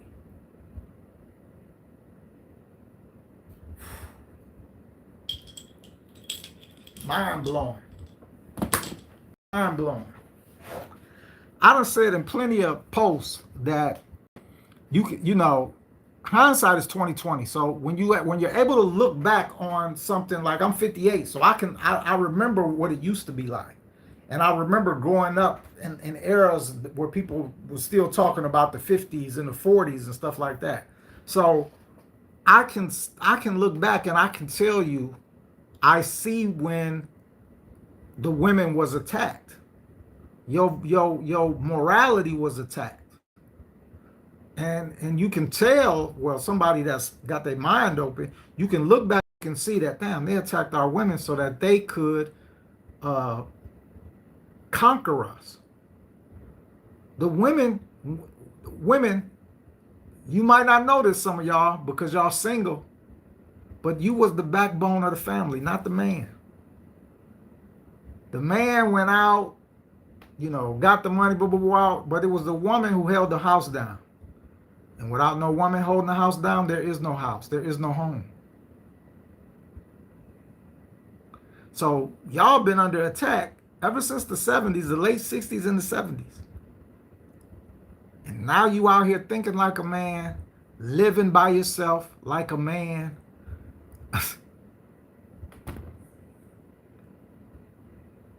And they got into your head. It's not even the physical. They in your head. Because I have met women at my age with so much pride. I'll be like, look, I don't know where you get this shit from that is all about you, but that's not how this shit goes. Everything is compromised. It's not about you. So when I meet a woman that's, oh, well, you got to do this and you got to do, what you going to do? If I'm going to do all of that, tell me what you going to do. And most women can't even answer that question because they want the man to do every goddamn thing. And then you say, okay, I'm going to do all of that. But what are you going to do? And they be like, what do you mean? Hey, Rraw, may I speak for a second? Yeah, go ahead. I forgot where I read this from, but I believe they said that men were the protectors, but women were the lawgivers. Like, women wrote the law and men were there to enforce the law. Am I wrong about that, or did I read that wrong?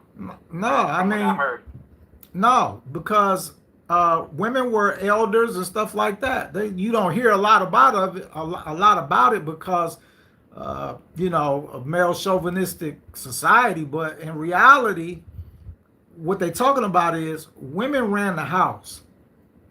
Okay, women ran the house, domestic, all of that. This was before cities. When men started building cities, the rules men came up with came from where? How the house was ran. Oh, okay. You see what I'm saying? How the house was ran. That's where men's laws come from. Man didn't make up, no, we don't have the empathy to, you know, to do that. That our equality and laws and all that came from the woman. We emulated what we saw at home. You see what I'm saying? Yeah, the man might have had the final say and all of that stuff, you know, because he's the breadwinner or whatever. But please understand, a man's final say was discussed in that bedroom the night before. You know, and to go against the woman, he had to be, you know, she had to be making a real big mistake on some shit for him to go against her. You know what I'm saying? But most of the time, all right, I'm gonna mute up.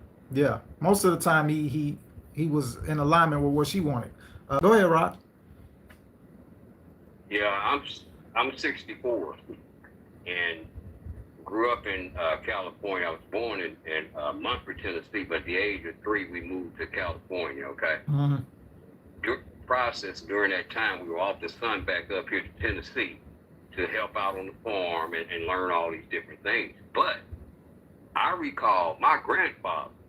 He would pick us up, take us to work with him because he delivered to the cigarettes to the penitentiaries, right? Mm-hmm. And he would buy his job, pick up his check, and bring it home to my grandmother. That's right. Every Friday. That's right. See, and she took care of the household. Yeah. I remember it as a child, you know, because my mom's in a nursing home, and me and my mom, we sit up and talk. Right. And one of my mother's, the man that my mom used to work for before her health went bad, and we sitting up there talking, and he said, "Well, Peggy, remember when I used to tease Robert Andrew because he would say, hey, I gotta go bring Roberta her check," and they would tease him about that. But Right. That's what my grandfather did. No, a lot of people did. You know, the only time the woman was what I call relieved duties is if she fucked the money off. You know what I'm saying? If she fucked the money off, like my mom did a couple times, then, you know, the bills got to get paid. So then I saw my mother give my father her check. Shit, I gave him my check when I was fucking 13. You know, it was that bad. You know, even though I was only making $14 a week cutting grass at his job, I still had to sign that bitch over. But only, you know, but then that was at one point, and then they just had bills that each other paid. You know what I'm saying? But she ran the house. She ran the marriage. He didn't run nothing. The man go out and work and come back and you know, contribute to the house. It's the house belonged to the woman, which means the family belonged to the woman. You know what I'm saying? So I think women been tricked out of their position, especially black women. You've been really tricked out of your position because you've been heavily targeted. and black women, you fell for the okie doke because look around at your compadres, at your you know, your peers. Mexican women ain't talking that shit. Latino women ain't talking that shit. White women damn sure ain't talking that shit. Only the black woman is talking that shit. You the only one talking this shit. So you need to understand, and I'm here to tell you, sisters, get back with your mans. Stop believing this dumb shit that they putting on you. It's they tricking you out of position. They've taken away your power. So now, who you got power? Black women, you once had power. That's what the Tyler Perry movies is showing you. You once had power. You control the whole clan. Just like your grandmother did. She controlled the whole clan. That's why they called her Big Mama. Now who do you control? What clan do you control?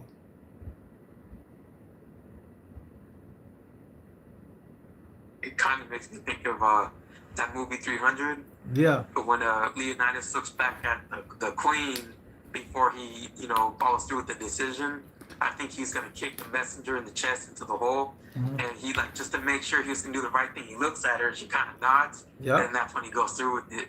And that's when I go, okay, so she's really the one in charge. Right. She's just the muncie, the what do you call it, the muscle, the donkey, the horse. And a lot of presidents was ran by their wives. Nancy Reagan, they called Nancy Reagan the president. She ran that. Ronald didn't do a goddamn thing. Nancy Reagan ran that motherfucker. All right.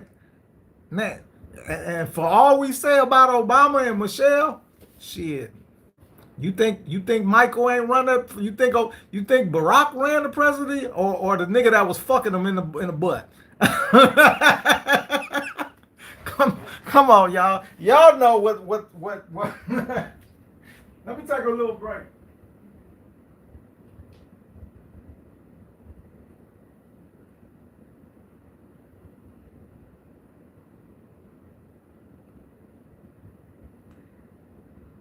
What's the knowledge? Man, this the best thing I heard for you. I think that the reason Nancy Reagan was running the show is because she's really manly Reagan. So that was a woman, they're inverted. So it was still the man. Nancy Reagan, I believe that looks like a man. And you gotta look at their collarbones. Us men, our collarbones go straight across. A woman's kind of V's down. So when you look at these celebrities and elites, you look at that, and that's when you'll know. You can't hide that. No, And the that's throat. the only way. You got to think about the throat as well. The Adam's apple. Right. Even the anatomy, the skeleton itself, you could tell a man from a woman, even if you don't have any features or anything like that. You could tell just by the skeleton alone. That's why they hide the. You can tell by the pelvic bone region. Yeah. Right. Mm-hmm. The way they walk. Yeah. The length of their arms, their brow ridge, many different ways. And all of the ones that, from my understanding, it's like they put the sperm in the egg, they get it to fertilize, and then at that point they find out if it's a male or a female, and if it's a female they start giving it testosterone, and if it's a male they start giving it like mass amounts of estrogen. So then they're technically both, but they were always an organic one or the other, and that's the one that you see the most. If you look deep, though, you gotta look deep. They hide all that, they hide their where their navel is. They wear weird clothes. They try to make that hourglass figure by putting their hip out, things like that. But yeah, I think that was a man. That's why. Who was the man? Manly Reagan. Nancy Reagan. She might have been. I read like a little bio on her. They, you know, her and Nancy and Ronald Reagan were actors for years. You know, from like I've seen her in movies. Like they were big actors in like the 30s and the 40s, I believe it was. And around Hollywood, they called Nancy Reagan the blowjob queen because Nancy. Well, recover from, I mean, how did he recover from that? Nancy was getting it in around Hollywood. Go ahead, Steve. Look back at any of the first wives, and just look at them with, you know, with that understanding that most of them are men. Yeah. Look at Richard Nixon's wife. Oh my God, this is by far one of the ugliest broads I've ever seen in my life. People said she was beautiful back then. It's wild. It's fucking wild. And that alone should let us know that this I don't know where the fuck we live, but this place ain't fucking real, because the men are parading around men as if they're women. And this is our presidents, the fucking that people are supposing. So you electing motherfuckers that's married to, like Barbara Bush. How does she pull that off? No, you don't. As soon as that bitch open her mouth, you know it's a man. And I know that George is the best looking. That's how this bitch talk. I only know that she's a man. Here we are after the fact. While she was just doing her thing, if you don't put any more thought into it, that's a woman. That's why I say Melania Trump, that's a dude. That's a fucking dude. She's something. She ain't a dude, she's fucking something. That's a dude. She is definitely something. Michelle Obama, dude. I mean, he's not the first. Good boy. Here's a kicker though. John F. Kennedy wife, Jackie Onassis. That's a woman. But look, I seen this. A dude re-showed the Kennedy assassination. And we're gonna look at this one day, but could she have pulled that goddamn trigger? Is people are saying that the driver did this, but this is what we're not taking into account. When you look at the driver going like this nigga will have to be a fucking expert tricksman shooter to not look around, turn around to see where he really aiming that gun, because you got to take something into consideration. You only got a couple of seconds to do it. Jeff Kennedy ain't about to just sit up there and see a gun pointed at him and not react. You see what I'm saying? So how likely is it for a dude to take the blicky and go like this and don't miss? Just go like this. Look, he's driving with this hand and he goes like this. Even if he's looking in that rear view mirror, how accurate, any of y'all that done pulled triggers, how accurate can you be by going like this and pulling that trigger based off what you feel? Because you really ain't seeing. How accurate you gonna be? He is moving his head. He is waving to the crowd. How accurate you gonna be?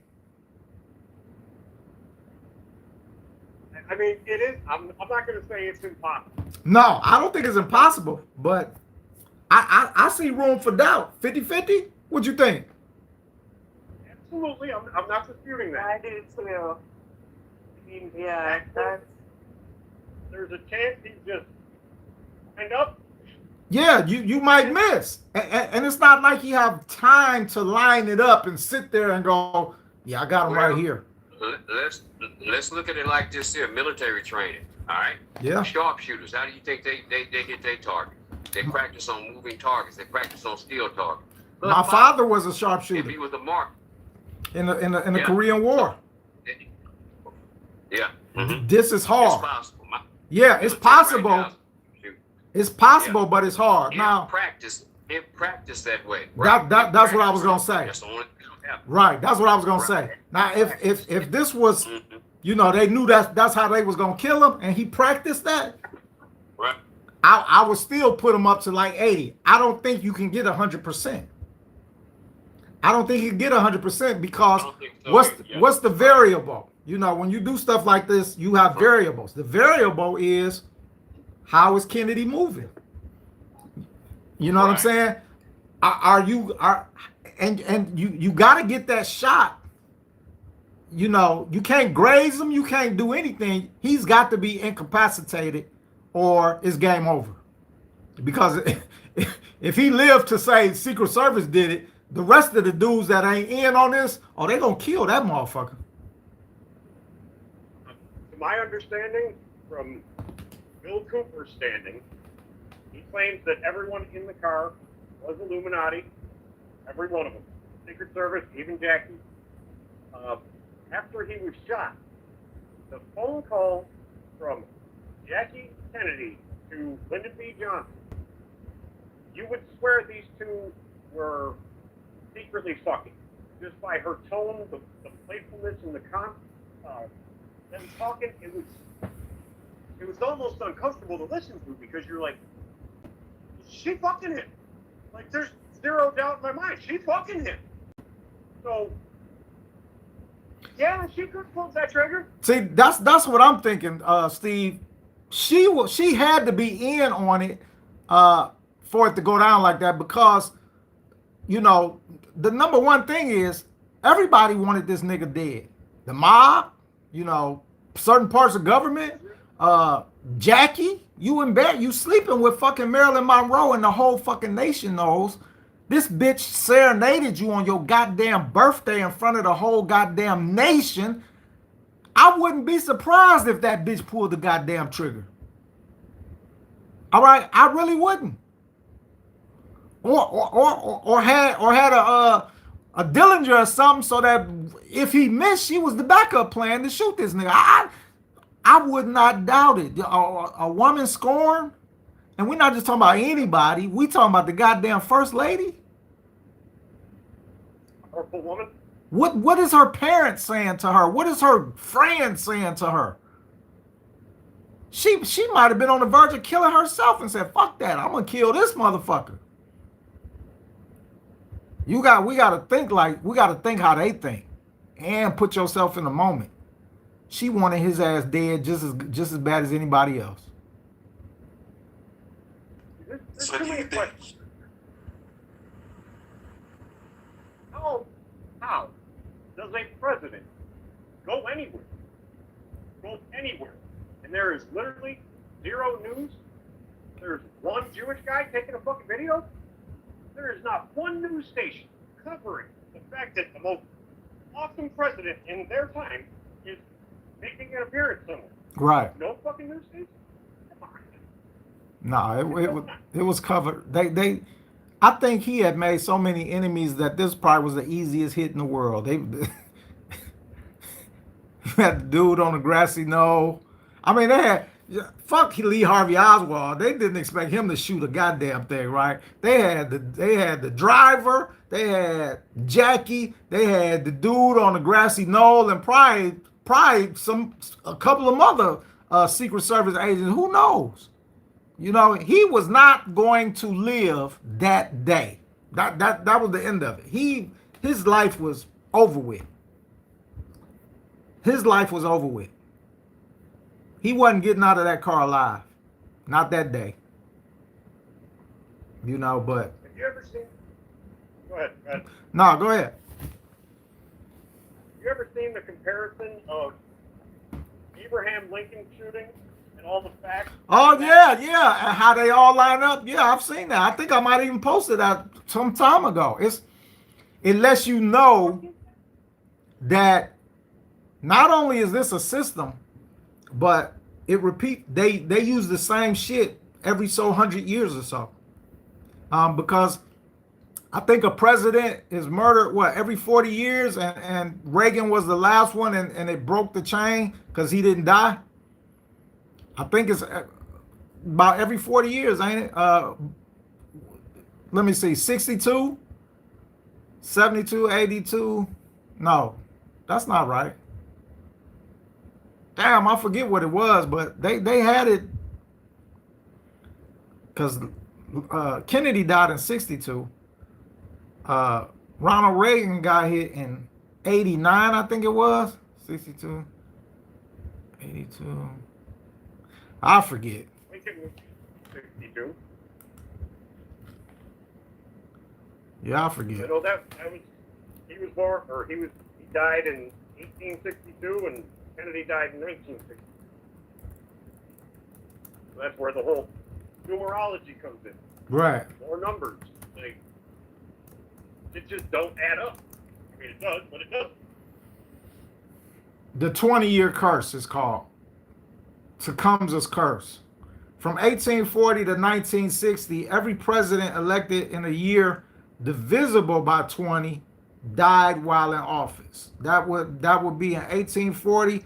It was William Henry Harrison. Well, he died of pneumonia. All right, but then 1860, Abraham Lincoln assassinated. 1880, James Garfield assassinated. 1900, William McKinley assassinated. 1920, Warren G. Harding died of illness. Franklin D. Roosevelt in 1940 died of health complications. 1960, John F. Kennedy assassinated. Ronald Reagan, look, Ronald Reagan was shot but survived. That was in 1980. Look, 20 years later, George Bush. Well, nothing happened since 1980. But I wonder how we factor in if something happens to Donald Trump. 9/11 happened in 2001.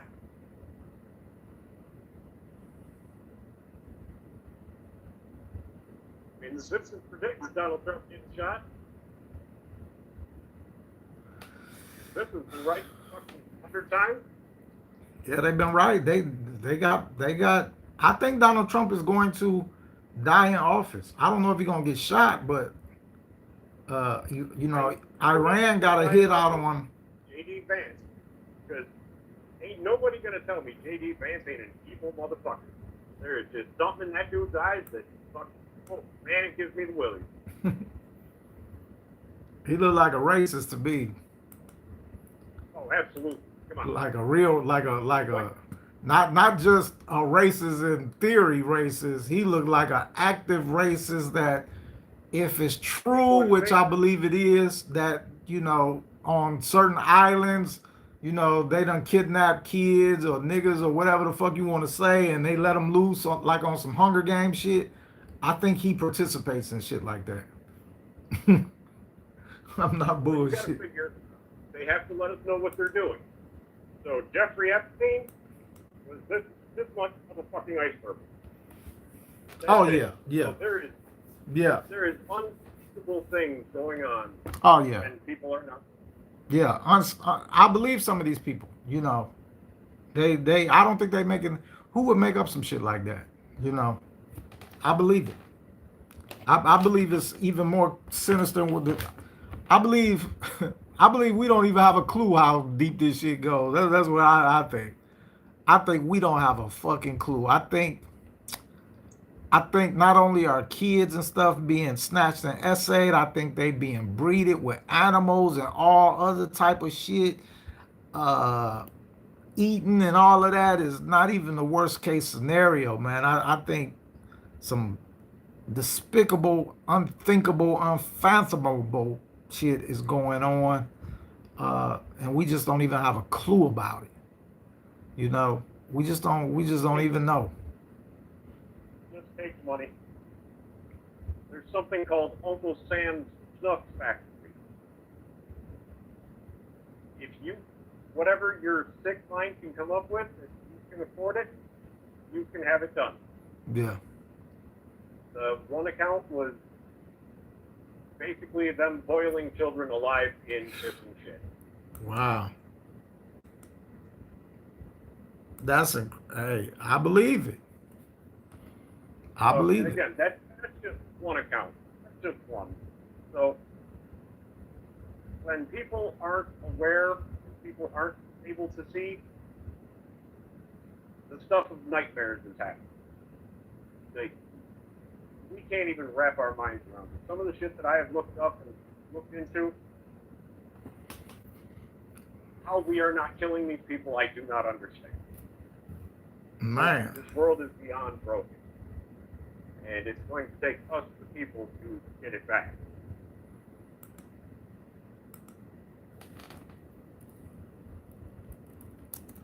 Anybody seen Helen?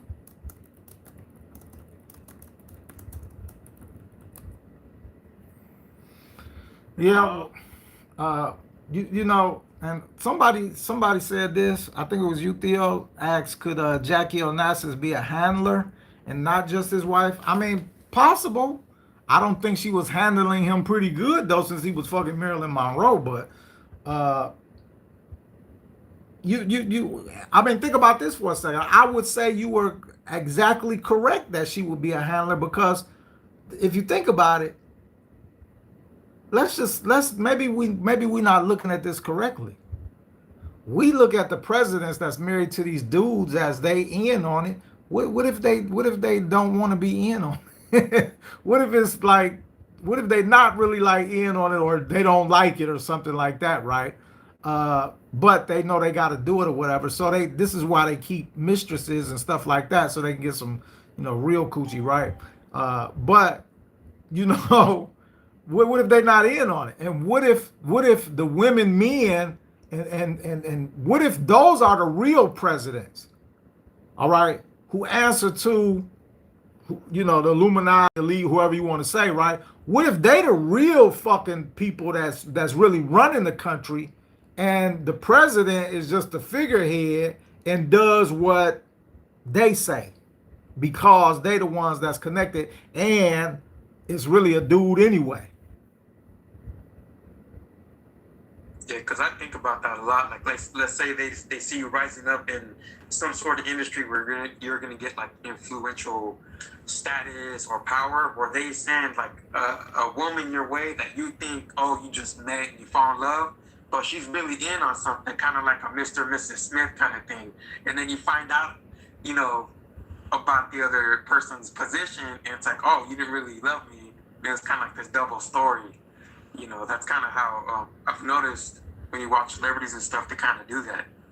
Well, at least celebrity parts a lot, just because I keep an eye on that part of the industry more.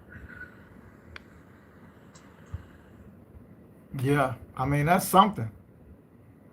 That's something to think about. That's something really to think about.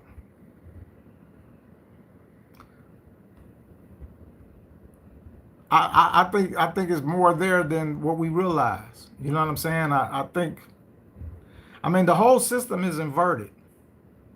So whatever they show us, we supposed to invert it. And that's really the truth of the situation. So to be honest with you, your president ain't really the president. It's the wife probably that's the president. You know what I'm saying? Because everything they show us is inverted. Every single thing. They never show us the truth straight up. It's always inverted. Like Superman Bizarro world. It's always backwards. It's always up is down and down is up. Just like Helena was talking about, the up is down and the down is up. We don't go up to get out. We go down to get out. You know what I'm saying? And all of that. They not coming. They telling us they coming from up, but they not coming from up. They coming from below. All the spaceships, all of that shit, they not coming. There's a dome above us. Ain't nobody getting through that shit. They coming from below us. That's the way to come in through here. And it, think about it. It makes sense when we just like we read the Bible just a second ago. So the waters were separated from the waters. So the waters above were separated from the waters below. Okay, well, if that's the case, then they had to. How do y'all get through if you put up a barrier? You see what I'm saying? How do y'all get through? So they got to have a way in and a way out too. You know what I'm saying? And the whole job of the dome is not about protecting us or none of that. It's to keep two worlds separated. That's the whole job of the dome in the firmament. It is to keep the two worlds separated. So there's a world that's water above us, and then there's our world too. But we really in the middle. The water is the bread on top and the bread below us. Earth is the meat in between the sandwich. If you want to look at it like that. We the meat in between the sandwich. You know? That's some crazy stuff, man. It's some crazy stuff. I mean, and then when you think about it, these motherfuckers went to a whole nother planet to get cats and bring them back here for a specific purpose.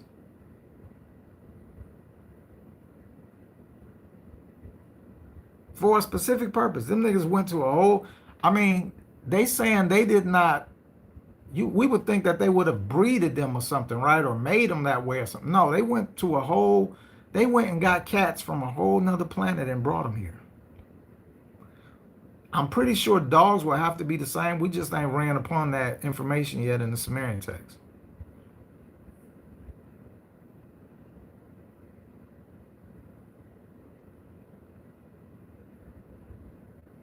Anybody went out and bought a cat? Yeah. I'm waiting to move, but anybody went and bought a cat yet?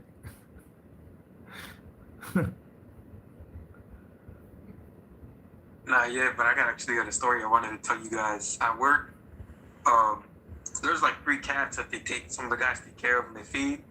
But I've been like turning that place inside out, holding people accountable. These are people like in high positions, and I'm just like a little dude. So they don't like me there. And when I went there today, one cat out of the bunch was dogging me. He's kind of looking down, looking up, like he was pissed. And I don't know what to do with these cats, but they never looked at me like that. For real? And so they know I'm causing a lot of strife at this place. They say when the cats look at you, they not looking at you. They looking at your, I guess what we would call your aura. That's what they see. So I guarantee you, all of you guys here in this School of Esoteric Knowledge, your aura is different than everybody else's. And it probably, knowledge makes it different. And it's so crazy because I said this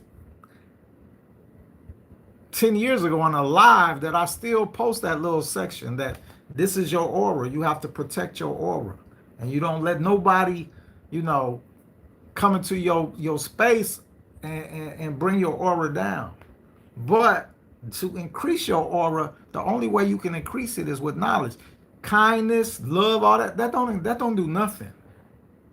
Knowledge is the key to everything in this world.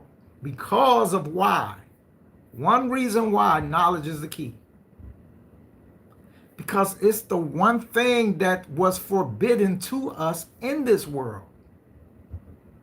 That's why it's the basis of everything good. Because the ruler of this world, or let's say the ruler of humanity, said, you shall not eat from this tree of knowledge. You can eat from every other tree, but not the tree of knowledge. Mankind was forbade knowledge. And so the pursuit of knowledge, you having knowledge, is it's the shit. The forbidden fruit is what it is, but it comes with a price. It's the only thing that can enhance your aura. It's the only thing that, see, people thinking of right now. I'm not even talking about physicalities, because physicalities is dependent upon your body and all of that shit. I'm not talking about that. I'm talking about spiritual, who you are as a soul. Knowledge is the only thing you can take with you out of this life. And people don't even realize that. It's the only thing in this world you can take with you. You can't take shit else with you. You can't take love, all that shit ain't coming with you. You can fool yourself and think, yeah, I'm going to the other side and I love my people. Your people been fucking reincarnated, fam. Who you calling your people is not even your people. That's not your daughter. That's not your wife, your son, your brother, your mother. That's not none of that, fam. Them are fucking strangers to you. And y'all one and the same. So for a person to feel like they taking love to the other side, I mean, love for what? For who? That person is you. You see what I'm saying? Go ahead, Michelle. Michelle. So I was gonna share. I was looking for a mechanic down here, and it was crazy. So I never, ever like come across people that know anything about this knowledge, you know? So I was looking for a mechanic, and finally I find one, and he's like a mobile mechanic, but he has me come to his house. And it was crazy. So I'm in California right now. You know, I live in Alabama. And I pull up, and I kid you not, I pull up, I stop, I get out of the car, and within 2 minutes, he brings up the Anunnaki. And I was like, oh, okay, see, that's weird. Right. I go, that's really weird. And I kind of got excited, you know, because it's somebody like-minded, you know? Right. And so I thought we could, you know, have a friendship. But then he started acting weird, and I got really confused. And I was like, well, I guess there's good and bad ones, you know? Right. But yeah, I thought I'd share that because that's never happened to me before. How did y'all Other get than on you that? guys, that's it. How did y'all get on that? How did he bring that up? That was the weird part about it. He just brought up the Anunnaki like right away, and it was kind of like out of place because I wasn't talking about anything. I barely just pulled up. Yeah. So I was thrown back by that, like, well, they know everything I'm doing. Ross says they're around us all the time, you know? California is a, you know, these big cities like that, New York, California, Chicago, they attract them. But California is home base. All right, they underground like a motherfucker out in California. Yeah, the Shasta Mountains. Yeah. Yeah. And, oh, yeah. And, you know, I posted this on my first page, sure. Off the coast of, it began with a C. I forget, but off the coast of one of these cities in California, they discovered a entrance to a underwater cave. I'm talking about, I had pictures of this thing and everything. It had big pillars in it, and a big ass door. You know what I'm saying? I ain't heard no more about it. Yeah. But yeah, they you know, they deep up in California. Plus it was in the news, the lizard catacombs they got up under the city. They all up in they all through that motherfucker. So I would be yeah, for sure. Yeah, you got to watch yourself out there, cause you know. I do. And that dude probably was that, you know? somebody. And it ain't just all reptilians. It's, you know, I think it's other beings out there too, you know. But yeah, I mean, at this all point, right, guys. Yeah, at this point, my whole thing on aliens and stuff is everybody's a goddamn alien. I mean, ain't nobody from here. So we all aliens. So like, name somebody that's from here. We don't know nobody from here. You know, what beings was here originally? They mixed their DNA with them. So, and they got them from someplace and brought them inside the dome. So ain't nobody from where we at. We all aliens. You know, so that's why I don't, you know, I talk about that and say that to try to jolt people into understanding that this world ain't real.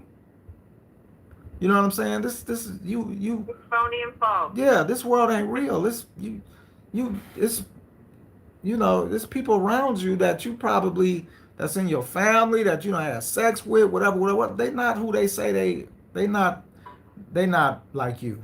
You know what I'm saying? But there's no we are aliens. That's scary, Rob.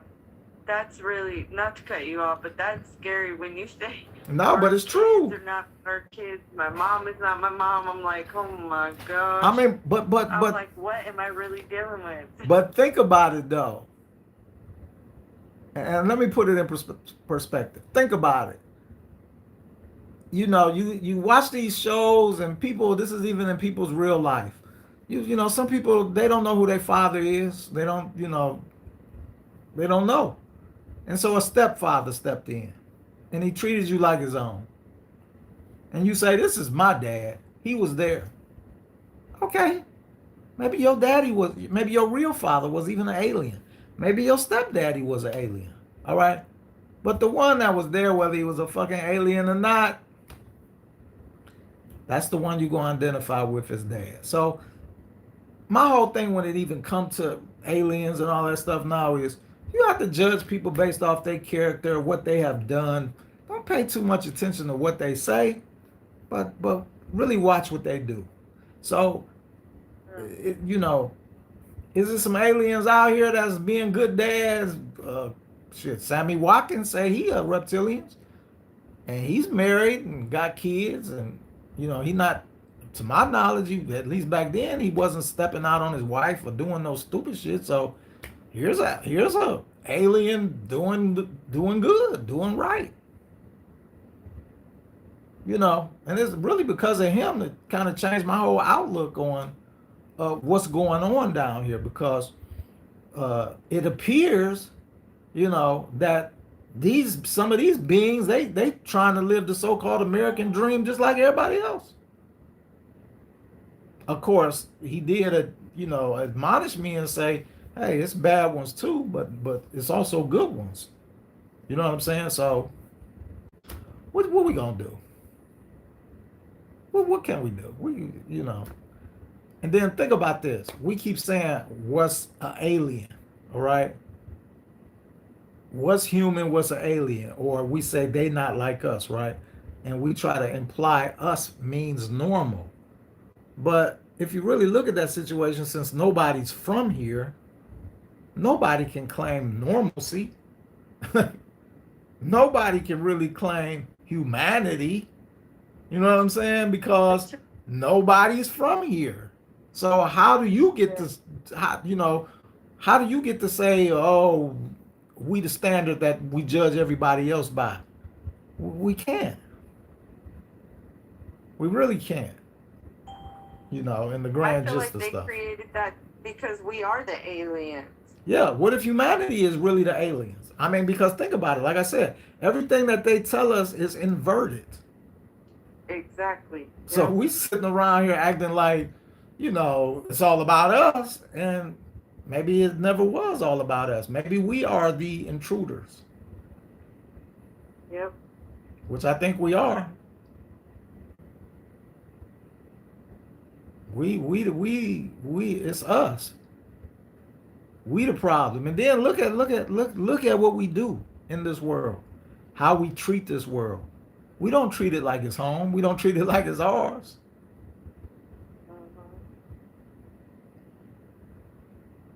You know what I'm saying? We treat it exactly like a nigga renting a place out, a nigga renting a car or whatever. You don't treat it the same as yours. So, and that's why whoever it is, every time I try to recall that fucking name of the beast that Raj keep talking about, the word ashwagandha keep popping in my Leviathan. I don't know why I keep thinking of ashwagandha. The fuck, right? But that's what word pop in my head every time I'm trying to recall the Leviathan. ashwagandha pop up. But yeah, you know, the Leviathan or Code 12, whoever the fuck it is, they looking at us like, you know, these motherfuckers is trashing my place. I gotta stop these people. We don't treat it like home. So we this if this is not our home, then we not the original people from here. We the aliens. We the aliens. You know, but you know, for all intents and purposes, they say this is just an experiment. So since we were an experiment, I don't think we passed. I don't think humanity passed. I really don't. And I also think that the other aliens that's here, that's them interbreeded or mixed in or whatever, they don't want us to pass though. Because the whole goal, you know, that they've been trying to do is wipe us out, floods and all this shit. So they've been trying to wipe us out from day one. You know, so I don't think who's ever in charge, Code 12 seemed like he on their side. I don't think we getting a fair shake from Code 12. Yeah, go ahead. Rraw, I'm sorry. I meant to ask you. Can you tell me how can I order the code 7 codes or whatever that is? I've been looking around on your website. It's on the store. It's on the store. You got to click on the store tab. Yeah. Okay, I'll click on the store then. I'll try again. If I'll email you. If you had VIP tickets and you didn't get your ebook, I sent it out. All right. So I sent it out. I would say I didn't get a VIP one, so I gotta buy it. Right? Yeah, it's only $9, $9.99. Yeah. But that's cool. I'll buy it. Yeah. So what is it called? The 7 codes, resets. You said, or 12 codes? No, it's called the 7 resets. Yeah. Okay. I'll look. Thank you. So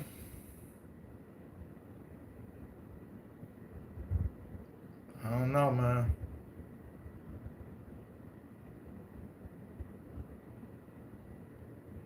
I don't know.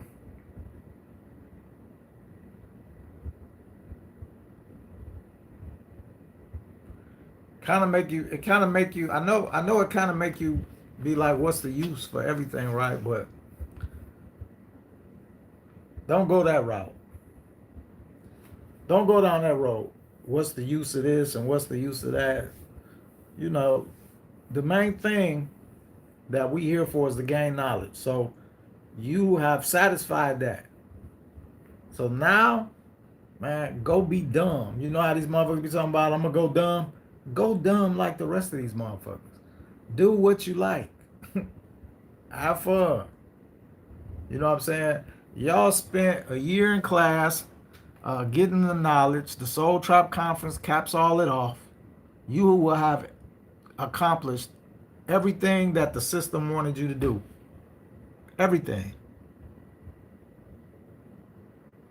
And over the months that we've been doing this, the spirit rods have told y'all, they have been watching this class. They have been watching y'all. Everybody been watching y'all. This is, you know, unless somebody else is doing this privately, we see stuff like this sends out what they call signals. All right. So let's talk to the spirit rods and get some clarity.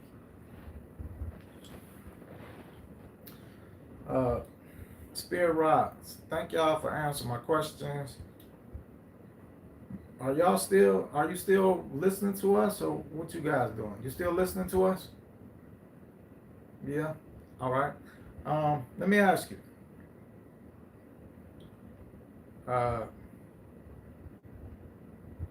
I forgot what I was about to say. Shit. Put the thought back in my mind. Can you put that thought back in my mind? I was going to ask, so we was talking about, living. All right. So like I was telling these guys, they done pretty much satisfied, once they get the Soul Trap conference, get that knowledge, they set, right? Yeah. They set. Yeah, they are. After they get that, that's the final, that's it for them, right? I mean, not that's it, but you know what I'm saying? They have passed the threshold of, what's actually required of humanity that only a handful of people have figured out. Yes.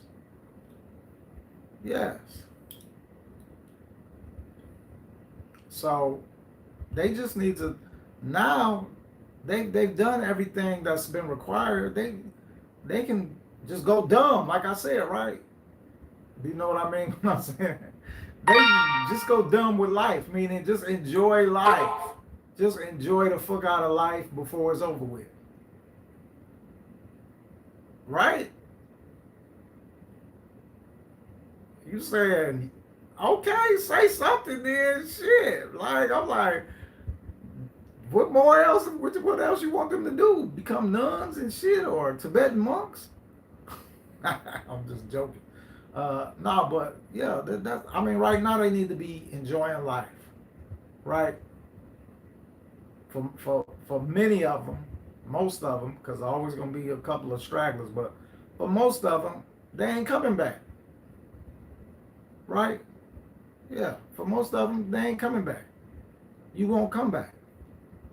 After you see this new information in the Soul Trap, you're going to understand it all. You're going to understand it all, and you're going to be like,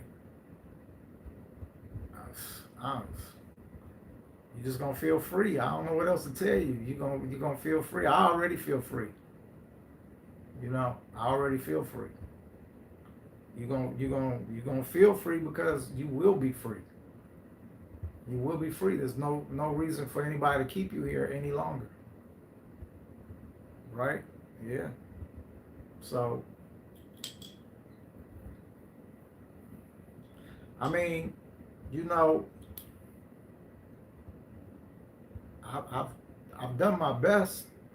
I've tried to warn other people to tell them to get into the school and stuff like that, but that's on them, right? I did my part.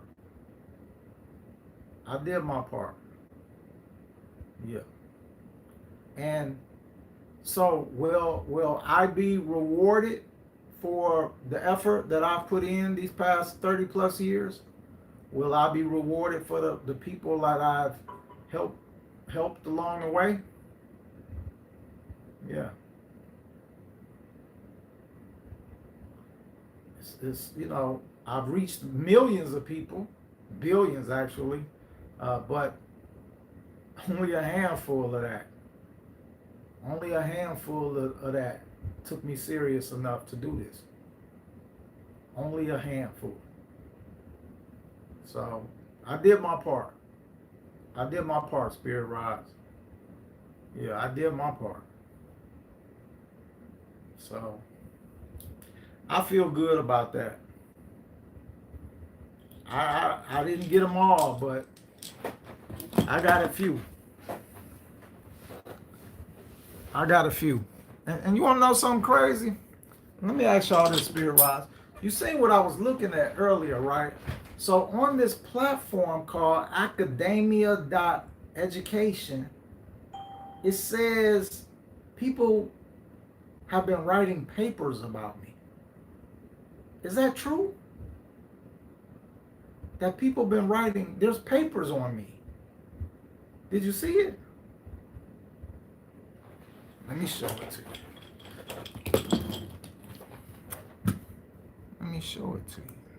Is it real people or like Yeah. AI or something? No, not AI. This is some real shit.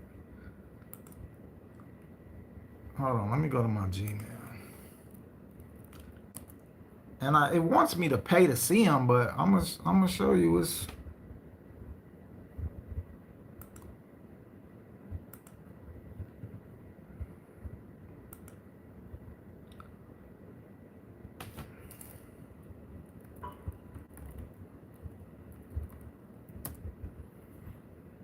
oh shit.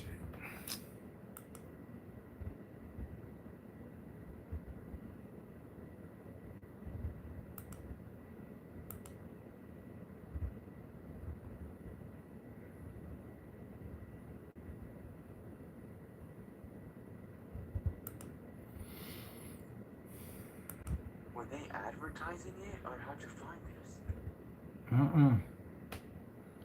I'm about to show you somebody. Let's see.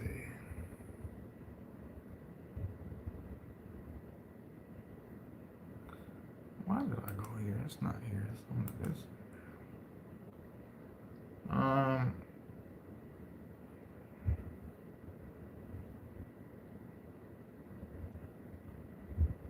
Damn, no, I can't find it. Oh, wait, here we go. So it's called academia.edu. And when you go and you do a search of Rraw Report, my specific way of spelling my name,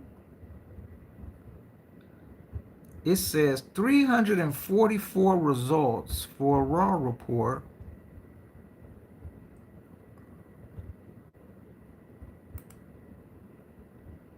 So advanced search found 344 papers with Rraw Report in the full text.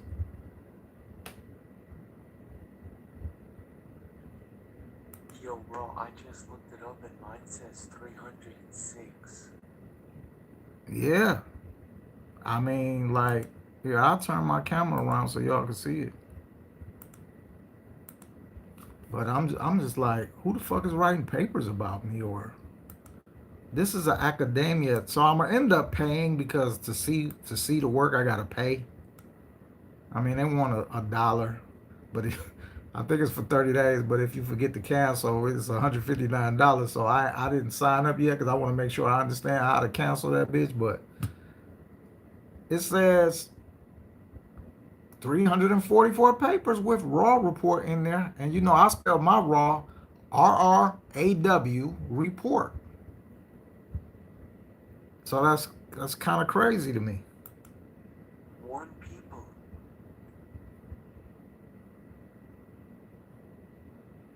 Hell no, look at this. The date range says from 1973 to 226, but you see the past 5 years is really spiked, right? How is raw, double RAW? Hold on, man. If I click on this shit, what? I'm just saying some crazy shit now, but what if it's some shit on here from like 1973 about me today? I mean, because who would have RRAW report in 1973?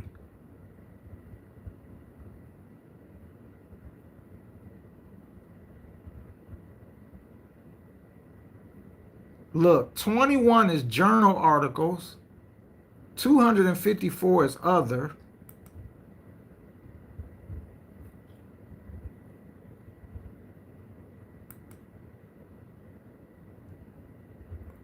I haven't written no journals or nothing like this, man. It says I got 99 mentions. You need to go ahead and pay for that to see what it says about you, Rraw. Yeah, 168. Because, you know, remember, we live in different dimensions, okay? So that, you know, I think this is the description of being in the outer limits and other dimensions. Okay? Man, Yeah. 168 papers mention Raw Report. And it says, I was recently recommended.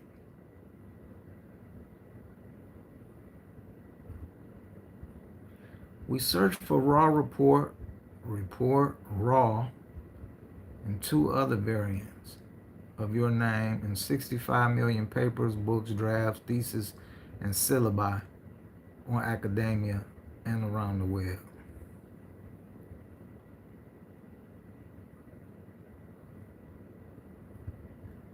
Yeah, I'm gonna end up paying for it. I have to see this. Why would my name be mentioned in 168 papers? And this is an academia site where people publish The scientific. killing part about it, it says 1973 to 2026. Yeah, that's what's crazy. That's what got me. That's what's crazy, ain't it? 1973. And the thing about it, 1973, shit, how old was you? Because he's a kid, shit. Yeah, You wasn't writing 67. that. You didn't even have that name in existence at that time. Man. Right, 67. Yeah, you pay. I've seen the damn money to pay for it, bro. Yeah, get that. Shit. I was 6 I years was up old. that. That's crazy. Yeah, I'm gonna look this up when we get out of here. I'm gonna look this up, man. And they all in English, so that's something.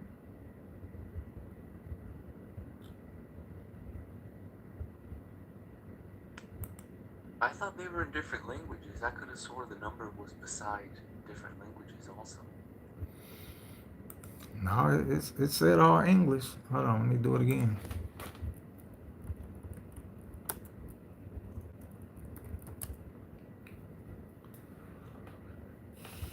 Because it's crazy. Raj mentions, the Mandela effect. Oh no, you're right. I follow It's writes in journals it's about in different. scripture, and he says that they have recently changed scripture from when he wrote journals about it. It says 1 in Turkish, Portuguese, 4 in French, 10 in Spanish.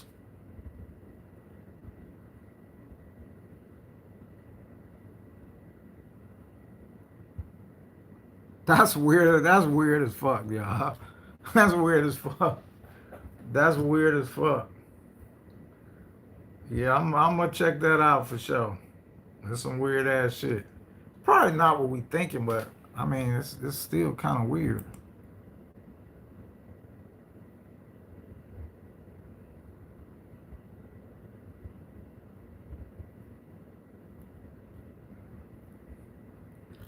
You know, if people are writing, because this is like when you write scientific, this is like writing scientific papers, like it says right here, scholarly and scientific paper available for free on the internet. So if people are writing thesis and scientific papers or, scholarly papers using my work, somebody might owe me some money, a little bit of change.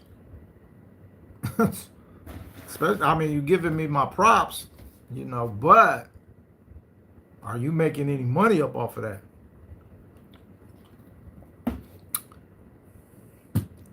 See, but so like I was saying, this is the type of website where they would publish the they translations of the Sumerian text.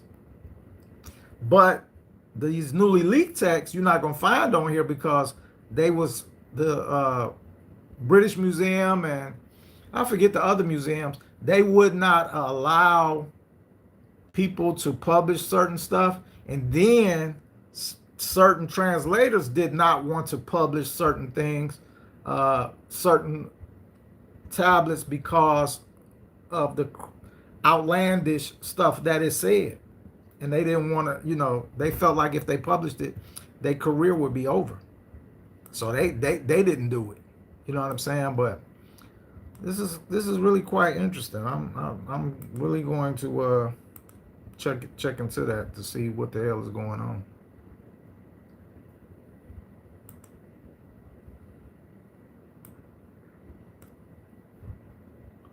Let's take a look at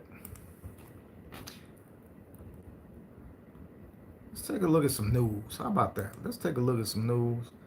Like I said, today we're not gonna get into the Vedas. We're gonna get into the Vedas, but geez, the Vedas. Ooh. UAE spy sheet backs 49% thinking. Trump made $1 billion off that crypto shit him and his sons did. He made $1 billion. Yo, Raw, did you see that Bill Gates just released a 6,000-page essay about AI? No, I did not.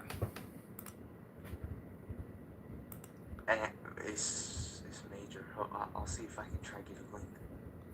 Let's see this never before seen video from the History Channel.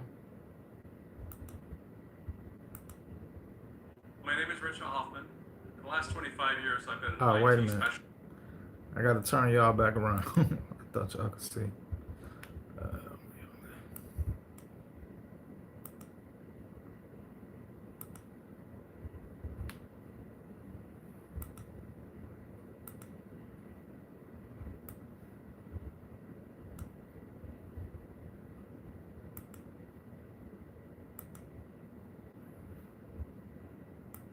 My name is Richard Hoffman. For the last 25 Oral BIO keeps your teeth healthy by removing 100%. years, I've been an IT specialist working for the Army Materiel Command. And so I'm largely doing cybersecurity. I'm doing a whole lot of other things with that, enterprise architecture. I've been investigating UFOs since 1964. And if you do your math, that's 56 years. And I've basically served in many roles as the director of investigations for organizations. We have our own organization called the Scientific Coalition for UAP Studies, and we started that in 2017. We started off as just a team. We were not an organization at the time. We called ourselves basically SCU, Scientific Coalition for Ufology. We have about 20 PhDs that are on board, and they're all across the board in terms of the fields that they're in. And right now we're 100 strong. And most of these people are scientists, researchers, and we're doing other kinds of studies. We're creating our own peer review process, and we're also devising our own journal. We've now looked at the physics of the entire thing, that whole encounter, and I'll tell you a little bit about that. We don't get into conspiracy theories. We don't get into all this other stuff. We look for scientific data.